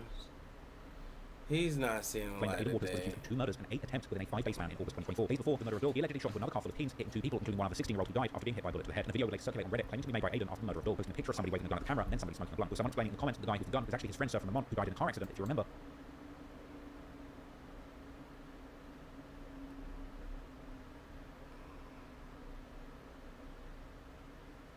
Dole could actually disrespect, and the second clip after the one of his friend was the shooter, saying he was smoking on Dole, with other affiliates posting the image actually saying that they killed Dole for Sir from Vermont. If you remember, in Dole's September 2023 song, The Wait Is Over, he would rap the dark line, Sir from Vermont died in that. And that be just like Paul Walker. V, just like Paul Walker. Ironically, after all disrespect aimed at people that had been murdered, it would be this throwaway comment about someone who died in an accident that actually drove someone. And that's what got him fucked up. That's what got him fucked up. Same shit that got you there is the shit that got you taken out this motherfucker. Killed. There's a set called 445, or the Mon from Belmont Ave, and the Mon are actually in alliance with another crew called Fast Break, who came together against YDC following the murder. Fast Break? Bro, these niggas be having basketball names, bro. Belmont Ave, and the Mon are actually in alliance with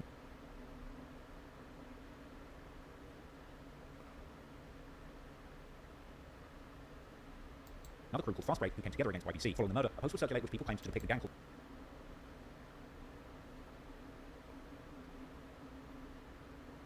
Fast Break.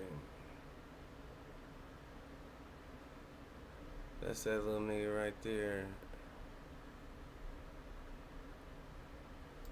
called Fast Break, celebrating one of their young shooters' achievements. So the caption once again comparing the gang wars to sports, saying this is the top seed in the league. I love my camp over everybody, big Fast Break. Now the Fast Break name of the gang is actually itself taken from a type of offense.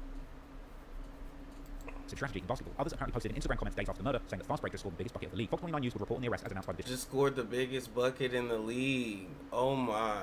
They just be fucking going crazy, bro.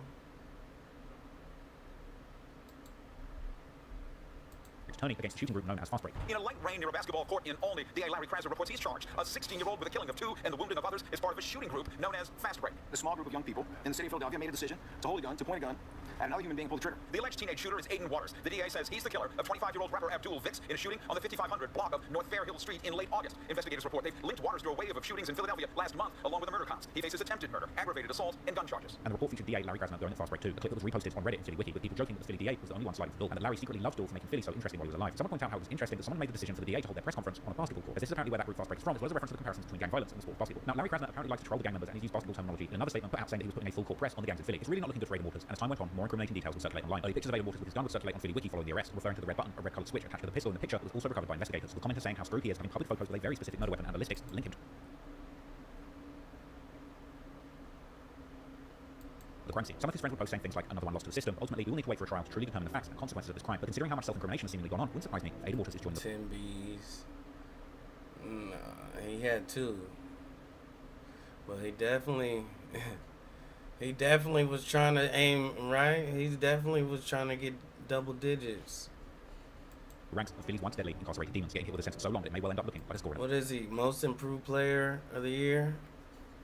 Basketball game. In the end, the story of Mr. Disrespectful ended in an unsurprising tragedy. I don't celebrate the deaths of any young men before their time, but when you actually look deeply at YBC Dole's legacy as a rapper, to a lesser extent as a gangster, the result is hardly surprising. Dole has become a celebrity at the expense of a wave of murdered teenagers in Philadelphia, with his YBC gang responsible for much of the violence. And Dole and his friends were relentlessly trolling the friends and family of the deceased. It's really no surprise then in the end, he met the same fate as many of the people he made fun of, shot dead in an instant with the trigger pulled by a teenage shooter just as desperate for clout in the streets as Dole was. So while I'm not surprised by Dole's demise, what truly did shock me during the course of making this video is just how out of control and senseless violence is in Philadelphia today. Chicago gets a big rep for being one of the most violent cities in America, but the brutality and senselessness of the murders in Philly felt on a whole different level to me. It's a place where bullets truly have no name, and being in the wrong place at the wrong time to be enough, you get killed in an instant. Even innocent people killed are still mocked by the gangs, because when admitting to killing an innocent person comes with a mark of embarrassment, perhaps it's easier for the misguided teenage gangsters of Philly to proudly claim the murder of innocent people in cases of mistaken identity, because as they see it, whoever the victim is just another body to add to the score. The other thing that really shocked me during the course of working on this video is just how desensitized the media surrounding the Philly drill scene is to violence. The Philly Wiki subcommunity is one thing, reporting on the violence or music about the violence as it happens. On Instagram and other platforms, the scorekeepers of the gang war exhibit some truly ghoulish behavior. Comparing gangster sports teams and shooters to players with their own stat sheets is kind of sickening. Niggas got stats.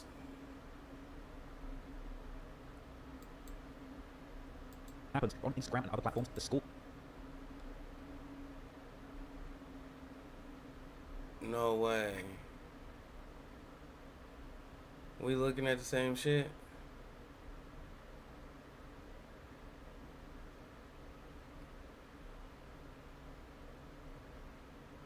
Scorekeepers of the gang war exhibit some truly ghoulish behavior. Comparing gangster sports teams and shooters to players with their own stat sheets is kind of sickening. It's important to remember that despite the music and media acting like this is a game, these are all real people with real lives and families who were killed. That's wild.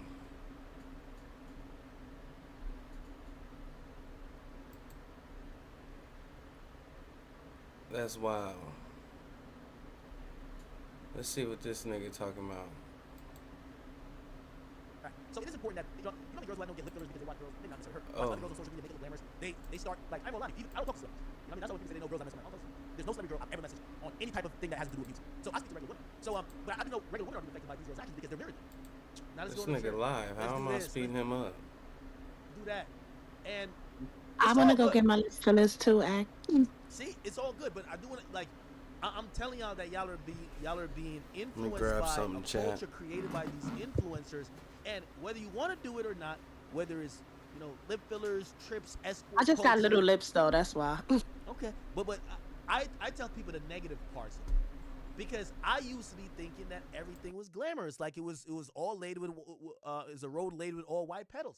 I gotta tell you, Samaya is a unhappy person. She reacted, and a lot of people say, "Yo, stand on your shit, sis." And I'm like, bro, I would eviscerate. Bro, I almost had what's that girl name? SZA checking into a mental rehab. Like, again, I didn't even want to go back and forth with her. I was surprised when she said she would get on here, because you're gonna say gummy bear jokes, fat jokes. It's cool. I've heard it from even better than you. When I say what I say to you, and you got to live with that, you're going to be teary-eyed saying you're getting off, because your voice is going to crack for the rest of the stream. I'm going to sit here. Do you think that she upset because she was like thinking maybe like Trippy, one of these other niggas might wife her up or give her a relationship? That's why she being all defensive. You think that's what it is? No, of course. Yo. Again, the reason why she's in denial is because she isn't Like, I don't think she's trying to sell. She doesn't think it's escorting. Yeah, she's Like, not she trying to really sell. doesn't think it. Yo, she's not trying to sell pussy. And I honestly do believe that when she gets around No Cap, bro, I think she definitely likes No Cap, bro. When No Cap saying don't be loyal to me, be loyal to the game, she went live and she said, I'm like, why is he saying that? I'm in his house. Like, why are you acting like that? Bro, she genuinely had liked the guy. Here's the reality. You're caught up in a cycle where you're chasing celebrities. No Cap has 15 different girls spread across the United States that all think like you. You're 20. There's another 20-year-old who looks just as good, better than you, and probably freakier than you. So, yes, she's probably having the best intentions, but she's caught up in a culture. The culture is one that doesn't really value the woman as how they think they're flexing. You're not getting paid from this. You're only getting mileage ran up on you. Other rappers are passing you around. They're training you like Pokemon cards. They're all asking each other about you. Yo, she be sucking dick. She be fucking the first night? Yo, what about her girls? Her girls are hoes too? They do threesomes? I bet. I'm about to book the trip. That's how it goes. When you tell them the truth, they want to avoid it. And my feelings are just not hurt when she talks about me. People have been talking about me for 15 years. So, you know, Samaya, if you did get off stream and if you're upset, I just want you to know this doesn't go, for me, you're not like a rapper. So this doesn't go beyond me making this point, and I'm not trying to double back and keep talking about it all the time or make it seem like I'm shitting on you. If I do ever talk about you again, I'm going to try to be fair, but I can't apologize for really calling a spade with the escort and stuff. But if I hurt your feelings, I wasn't intending to hurt your feelings. I was trying to at least make you very cognizant of the black and white facts of what this industry is and what the culture of escorting is. Sorry. If Cola Ray pulls a Cardi B, you know she cracked. Trippie Red cracked her. Wait, what's a Cola Ray?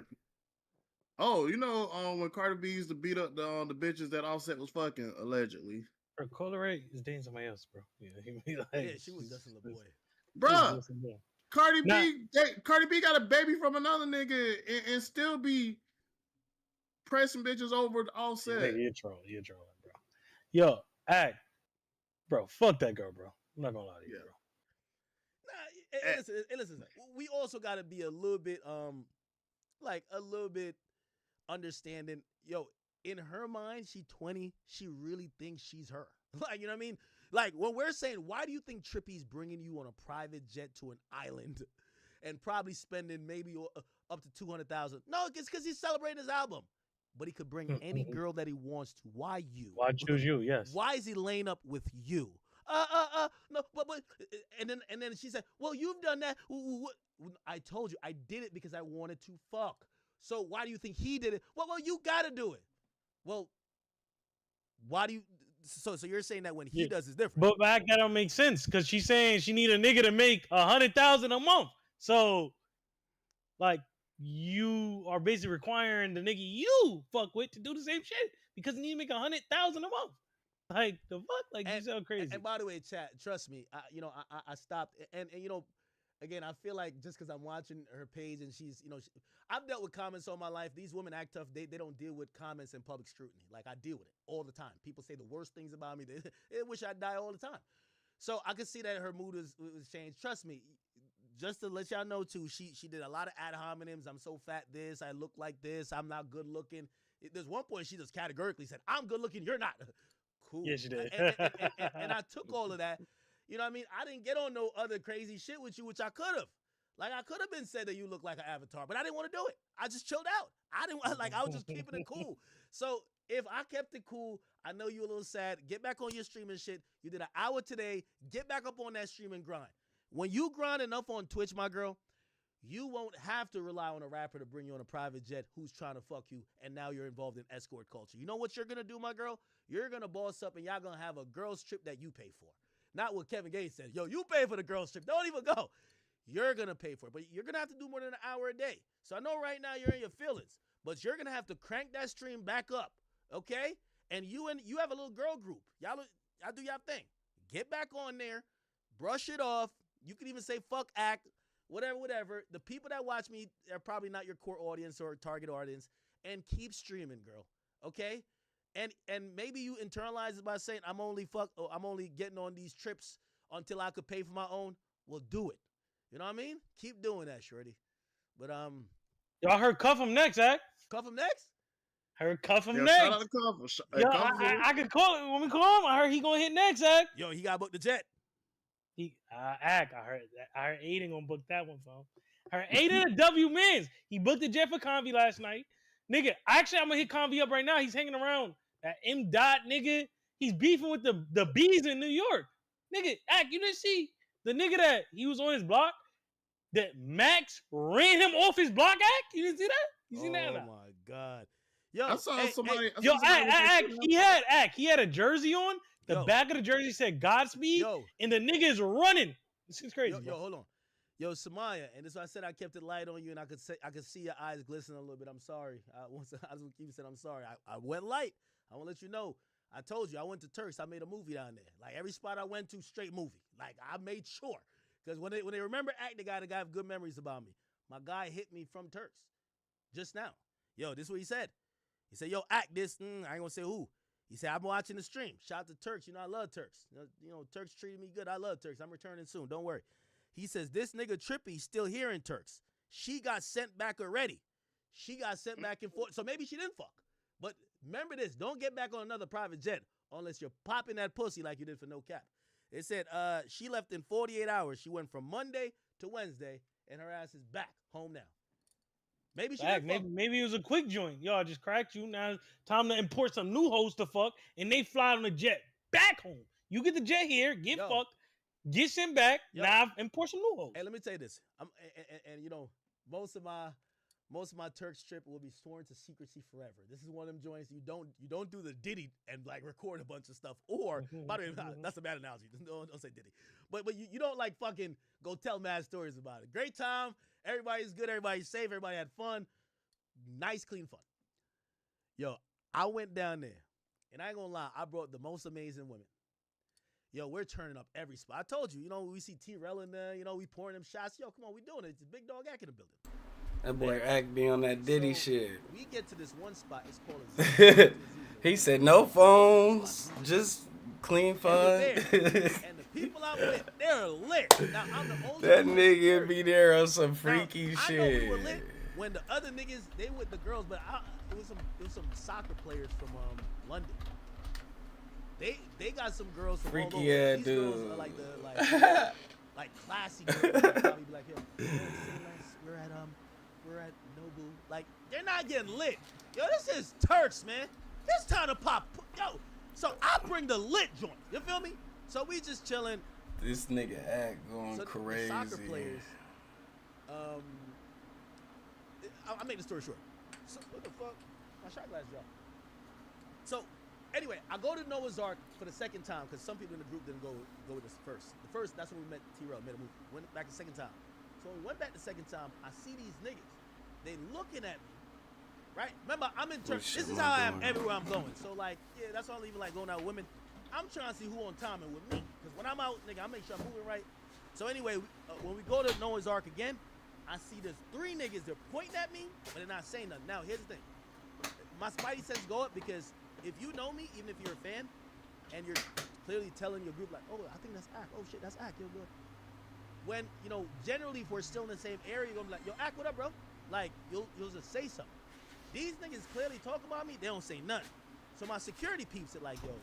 And we talk about it like, yo, yeah, them niggas know who you are, but they ain't saying nothing. We got to feel their energy. Like, what type of time they on? They on some, like, yo, whatever? Or they on some just, like, kind of be weird and fanned out type shit. And they're just not speaking, period, right?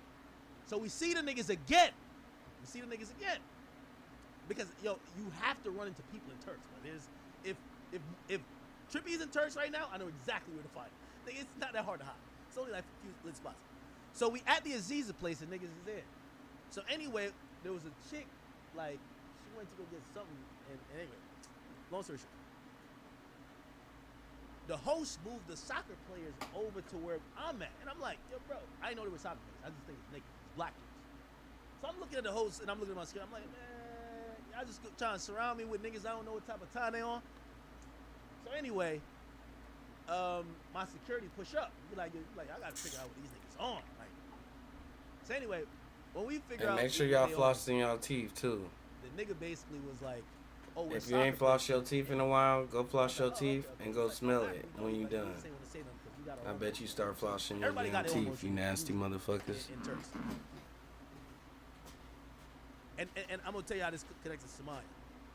Yo, the nigga was just like, yo, ever since we seen y'all know it's our first time, we've been trying to get next to what y'all got going on, because you got the lit bitches out here. They're turning up, they're taking shots, they're doing this, they're vibing, they dancing. So I said, yo, you got girls too. He said, yo, bro, these are the most boring bitches on earth. They just sitting there, legs crossed, just looking at their phone like it's a makeup thing, touching up they. So he did the same thing that happened to Samaya.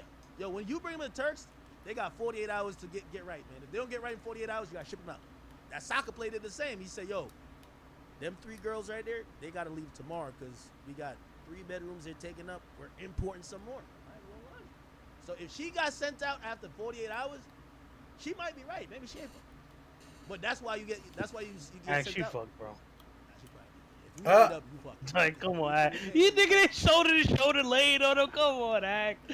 Yo, she fucked, bro. Nigga, it just was time for her to get out of there. Yo, it's new bitches. Yeah, like, or Trippy might have hit her with the I bet. That's your turn, but you gotta go. I got some new ones. yes, I got some new joints. Yeah, cause yo, You got the jet here, they get the jet back. Oh, that's true. That's yo. I'm telling you, Act, split the jet. Get the jet. Yo, that's so true, bro. Yo, Samaya, it's all good though, yo. Like Jet here, Frontier back. The other bitches get Frontier here, jet back, nigga. Respect the game. They only need to be on the jet one time for the pictures. Yup, only one time. They just don't see the Frontier. Yo, Samaya, man, we rock with you, man. I hope you don't get discouraged. Keep streaming, and yeah. Yo, my boy Cuffham. Yo, I got a Cuff jet. him next. Aiden got the jet plug for him. Aiden got the jet plug from Aiden gonna book the jet for him like he did Convy. You know what I'm saying? So funny? Last night. Yo, a lot of these girls. It's funny when you, and this is why I was trying to have the conversation when the girl said, "You need to make 100,000 to date." Now, a month. Yeah, 100 a month. Now, no guy that makes 100,000 a month, 100,000 a month is gonna give them the money cash. So what they're really describing is It's that your fucking lifestyle wild. has to be that. Here's my thing: they're so young and stupid that they don't realize. Like, put it like this: I got $1.5 million worth of cars. It's sitting here. They got dust on them. It don't matter if I drive them or not. Even if you go in the car and take a picture, nothing. It doesn't go to you. You don't have like piece of the title. Nothing. But they just want the experience of the lifestyle of a guy that's all they want. So it's not when they're saying that they want a guy that has that much money. It's not that they're saying they want a guy with that much money to give them money. Well, at least when they're this young. The older chicks, they're definitely gonna make sure they pick you right. These type of girls, they just want to be on the jet with you. Like, you got levels to this. Hey, but the reality of this, hold on. Act. You could make these bitches don't know what 100,000 a month looks like. That's true. That's one. That's true. You can make 20,000 look like 100,000 in a month, Act. That's a fact. You could like these girls are bird brains. Somebody don't know what 100,000 a month look like. So you think a nigga making 100,000 a month? He's really making 20 to 15, and yo, you just cars and all experience. You like, oh, this nigga making 100 a month. Yeah, but I always say this. Yo, listen, men. 100 a month is Women crazy. Don't date you. They date your most women, not all. They date your lifestyle, and they date your bank account. Okay, like it's a reason why like whether she's in a Honda CRV or she's in a black truck is the same thing, bringing her to the same place, but she want to show off the black truck. She wants to show that based on how I look, how I'm giving it up, this is the lifestyle I qualify for. You get what I'm saying? So that's the reality. So you know what a lot of men do who are smart? Even if they don't got it, they find a way how to finesse the look of the lifestyle. Like, for example, if you ever go to BET Weekend or Spring Break, the most popular thing that niggas will do, it could be 5 niggas, they all rent a very luxurious car. You know why? The girl seeing you in the car, she believes you have the car. You get what I'm saying? Like, put it like this. And obviously Trippy got the money. But let's say Trippy's like well, all right, he's an artist. Trippy could have probably got his label to pay for the jet. Right? He didn't even pay for it. She's looking, damn, he spent $100,000 on me. Like, yo, he was like, shit, I'm bad as fuck. No, this is something somebody else paying the bill, but they don't understand that lifestyles could be spoofed too. You know what I mean? But yeah, it is what it is. Hey, does she realize that most niggas who make that type of money not gonna wife a chick like her that don't got shit to offer butt pussy? So she don't like these bitches don't realize that. It's like No. only thing you good for is just the fuck. Well, the reality is she believes she is one. So that's that naive reality, right? Because a lot of times women will go from why me to be like, oh no, I'm that bitch. I'm that chick. You get what I'm saying? And it usually takes one guy. It takes one guy. It probably could have been No Cap who probably said, yo, he got 4 apartments and he told her she could stay in one. Now she's staying in this big ass apartment. She feeling like she's that chick. And then she sees, you know, what breeds. Let me tell you this. All my exes never got hit up. I was the first celebrity that hit up all of them. That's a fact. All of my exes.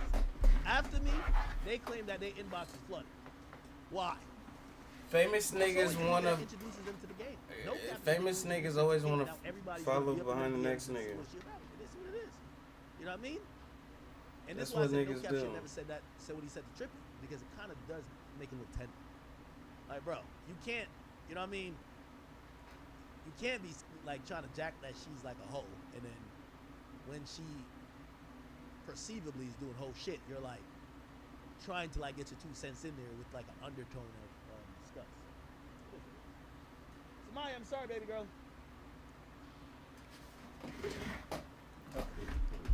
Hey, Act, man, you think Offset really on?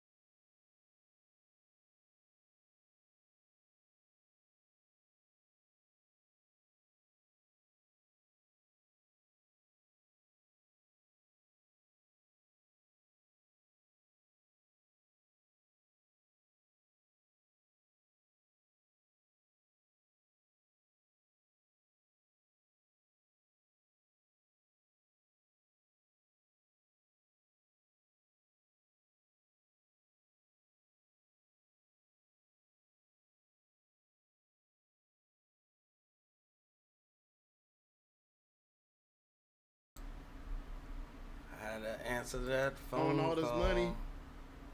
Oh. Oh. You have to return to Turks. You have to. The biggest detail just got told to me, which is true, because I stayed in Turks for a week. Let me tell you how Turks is. Don't waste your time going to Turks. By the way, the island probably is 0 capacity. BMF Gaming says, What's refreshing good, for the gang? freshest out there. I appreciate you stopping in, gang. I appreciate it. Thursday is good. Friday's lit. Saturday's dope. There's a and video Sunday's I wanted to react to.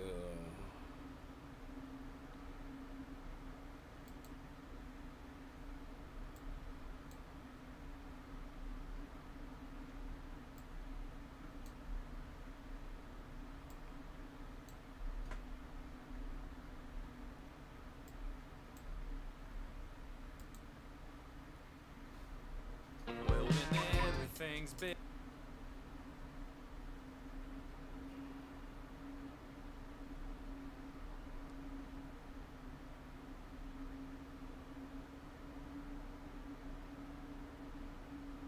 That you love with Wick.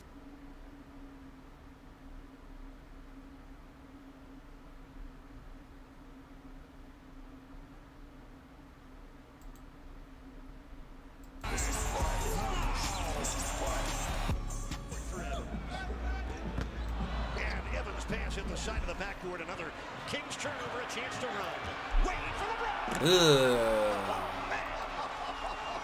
Well, they got what they paid for tonight, baby. That's what they came to see. We haven't seen that one before in all the lob passes. That might be the best one, man. Throw it up there, throw it down backwards, baby. Thomas. Wow. A yabba dabba do moment for Miami.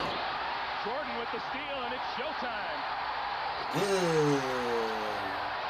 He's fired up, Greg. He's ready to go with it. He's got his team. Well, he should be. If you get your defense coming out and being aggressive, you got a great chance. We got the best hands. We got the best hands. He's looking for a screen. LeBron James. Play from James. When he goes down. Just keep an eye here now. Just keep an eye as LeBron goes hard. Yeah, he gets hit. He gets hit with the arm that went for the shot block. Catches him in the head. Just watch it right here. You got to see his head. See, he got knocked back right there. And right there to hold on. MJ accelerates down. You hit it on the head, Tommy. He came down. That's a bad man right there. Ooh, that's Curry. Down he went the middle. Here he is right here. Now he puts his speed on and he goes right by Curry up over the top. That ain't senior. In transition. That ain't Steph's daddy. Ooh, wee. Man, them jerseys was so ugly. These jerseys is ugly as a motherfucker. These niggas was out here with the sleeve jerseys, bruh. Them shit's ugly. Nah, I'm looking at it. Well, if you're Nick Young, you know they're going to lob it to James. Ooh, wait. Is that Jody Meeks? What's his name? Every GM needs that. Oh, after 3 years with that.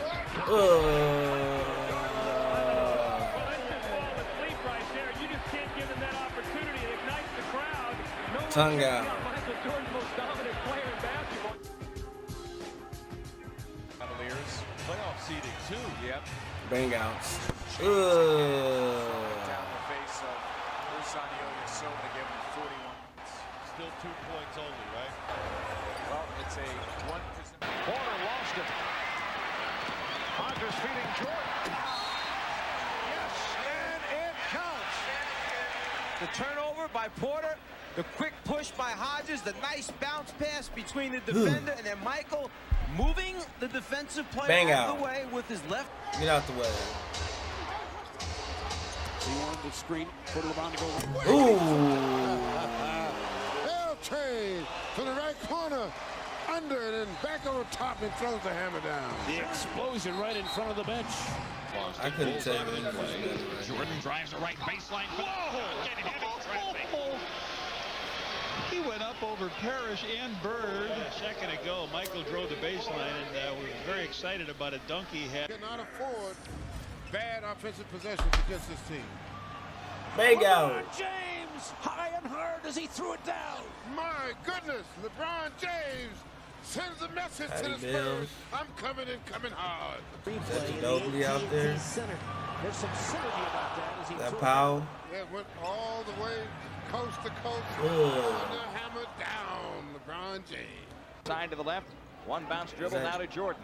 Michael in for the left side. Jammed it right over Rollins. Michael Jordan just went by everything. Livingston went down on the fake and up over Tree Rollins. 7-footer boom down.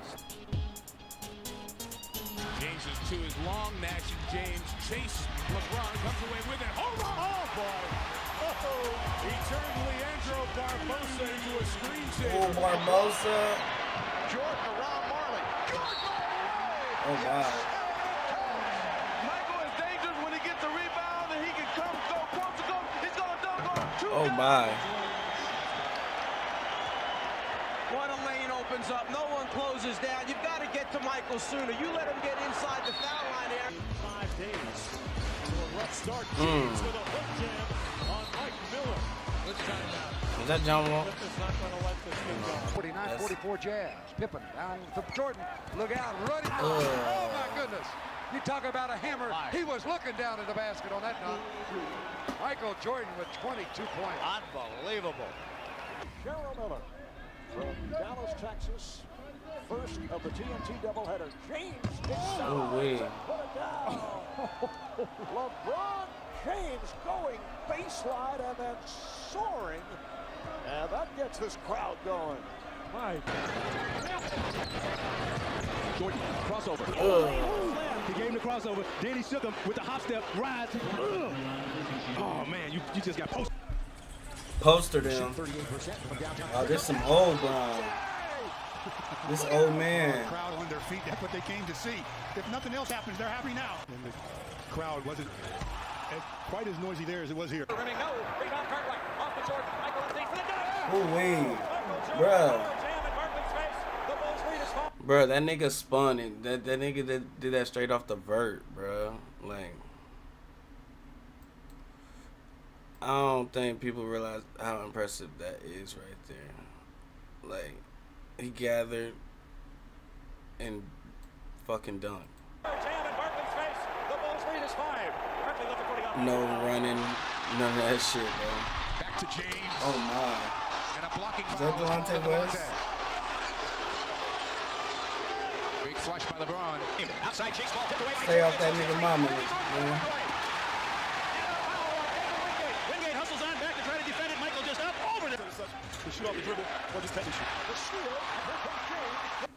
Tortoise wins. An upset for the ages. Where's the Delonte West song?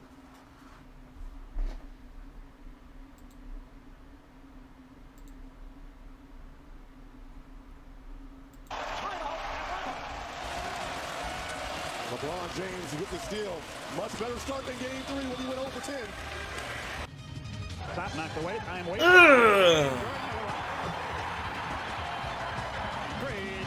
1. It's over. 87-76. And things are starting to get a little tight under the collar. Families have to continue to move the ball. Oh. Yeah, who was that? Horford? The Gene, but Gene didn't stay with Jeff. Bang outs. I do believe we will see that. LeBron James, 5 to shoot. McGee pokes it away. James up and under, throws it off. Boing. Perfect pass to himself. Great awareness. A tremendous God-given ability. Jordan. Woo! They set that up. They brought the defense out high. They brought it wide. That nigga just dunked on 3 niggas. And here comes LeBron. And here he goes in. Oh my. Come on, style of mine. I've never seen anything like that before. He said, fuck that. You don't expect someone to do what he does. He ain't even jumping with that nigga. He goes sideways and Jackson looks for it. And there's a bounce pass to Jordan. He got slammed up. And he threw that thing in, going to his left, put it back in his right hand. And At home against the Pelicans. Short. Austin Reeves doing to get the fresh 14 for the Lakers. Who really gonna be? Who's really the next like LeBron and like Michael Jordan or Kobe of the league? Is it SGA? had to go high to get it. Mike Paxson. Jordan drives again. Is it Anthony Edwards? Who is like? Breakaway for the Cavs. Gets it to LeBron. Boy, when this ball went up in the air, I said even he. What's this? That ball's up above the top of all. My goodness. Hey, you talk about extensions. Bron gets up there. I used to love those Wizards jerseys. They look ugly as shit though. And the Bulls lead. First time in the game. Head top. He has scored the last 8 Chicago points in 2. Parker hit his first 2. Shot clock is down to 5. Nice Bang out. This is on my team. I don't like that. Well, click, get ready for your Kodak moment. I don't like that. Fake baseline, goes middle, the flash balls goes off, poster time. You know I'm a Bulls fan. Williams hawking his pal. That's cool. I get to watch Jordan and the Bulls. I'm appreciative for that. He's 2 points away, the Eastern Conference Player of the Week, from getting to 41 for the 3rd time in 4 games. But this took everybody's breath away. Tried to get it away, but broken up by Daly. And gets it away to Jordan. Oh, showtime for Mr. Jordan. And we are tied at 102. The game come on soon, huh? And tripping to the rim. Yes, and the foul.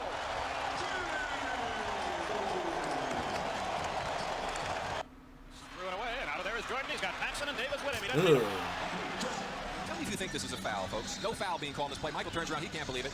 There goes the tongue flying, and there goes the man himself flying. Lambier has no chance. That's a foul. 16 seconds left. I wouldn't even, bro. You just gotta get out the way. That's Paul Millsap. Fakes on Wilkins. Backs him out, head of the key with a scissor dribble. Nearly lost it. Now takes it right side. Cuts back left. Down the lane. He came with the scissor dribble. And down the middle he goes up high. Power. 2 of 6 from the field. Oh my. Oh my. Now Duncan broke. He's absurd. But there was no way that Pippen gets it to Jordan. With authority. And it wasn't there. Michael in on top everybody. 49. James with authority, and they're standing here in Miami. Hello, Ben McLemore. Ben McLemore says, my goodness, Tarfal15 says, Ben, I told you free you're gonna be a star in this league, but $100, it's time to no be time. depot code active RNWTF. Oh, wee! Tarfal15 says, duel. Kung higbatchnir sheep. Tarfal15 says, literally zero reason not What to time take the it. NFL games come on?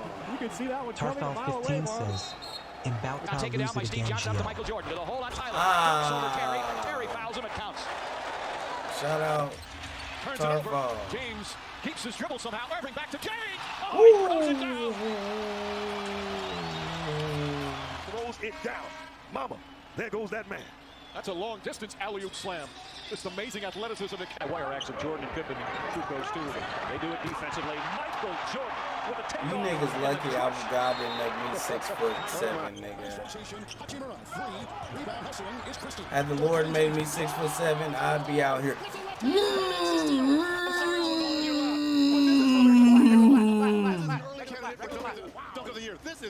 I would be breaking the rim, bro. I'm not gonna lie. I treat all them. I play football, so I would be playing football on the court. Did you lose Nigga. over $75,000 sports betting on? I'd be running through them niggas, them little bullshit ass.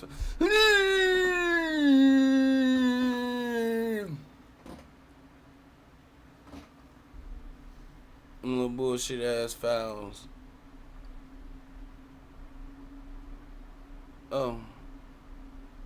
15-14. The Kevlar bench is going nuts. Bosnian army stop. Get out the way. Listen to it again with force. With authority.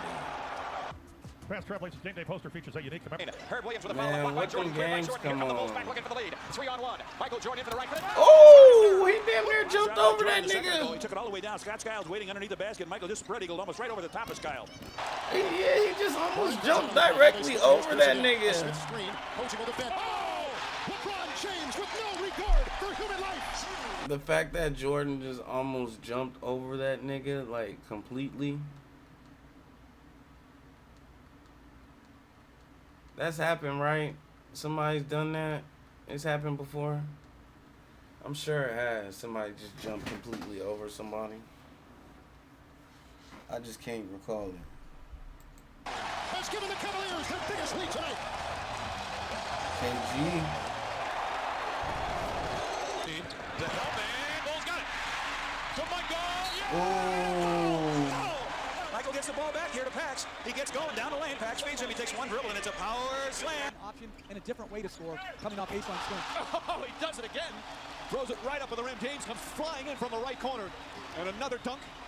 It was a dunk-a-thon Friday night. They're starting it again here this afternoon. It's a pass stolen by Jordan. It's a 3-on-2 for the Bulls. Michael on the drive in for the right. Man, Kelly Tripucka couldn't run out of the play quick enough. Jordan was bearing down on him from the sky. Jason Terry, good defense. Way from behind, takes it away. Covers. Oh, Oh, my. whoa. Hey, they killed that nigga. Now it looked like he jumped out of the mezzanine to dunk this.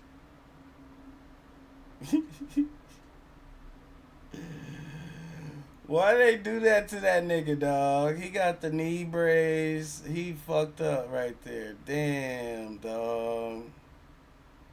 It looked like they just fucking mauled this nigga. Like, they just beat his ass. Like, ran his pockets and everything. Like, damn. They really did that to a grown man? Jordan trying to shake off Starks. Oh, please, let's see that again. 100 times.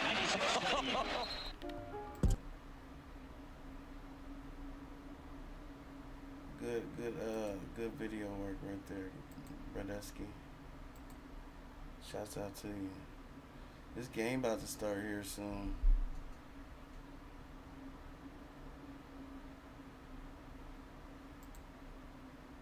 Imagine being able to build an app with your name on it, just by... I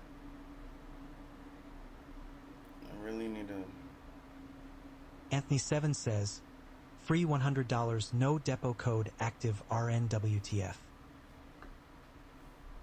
Anthony7 says, in bout ta lose it again GL. Anthony7 says, literally zero reason not to take it. It was only like $300 though. But still, I was like, I'm already down. Anthony7 says, duel. Kung hik partnershipi. Well, I'm about to, waiting. Hey babe, where you at? Oh, I'm at the event. think about the end of the stream. 6 o'clock, 7 o'clock. Get you some food. I'll be there soon. Okay. Go to the bar, have a little drink. FaceTime my friend, get drunk with her on FaceTime. Eat, come to the room. I was like, okay, I post on Insta. Think I'm about to end this stream. Let me see. Because I do want to watch this game. And I do want to just clean up a little bit.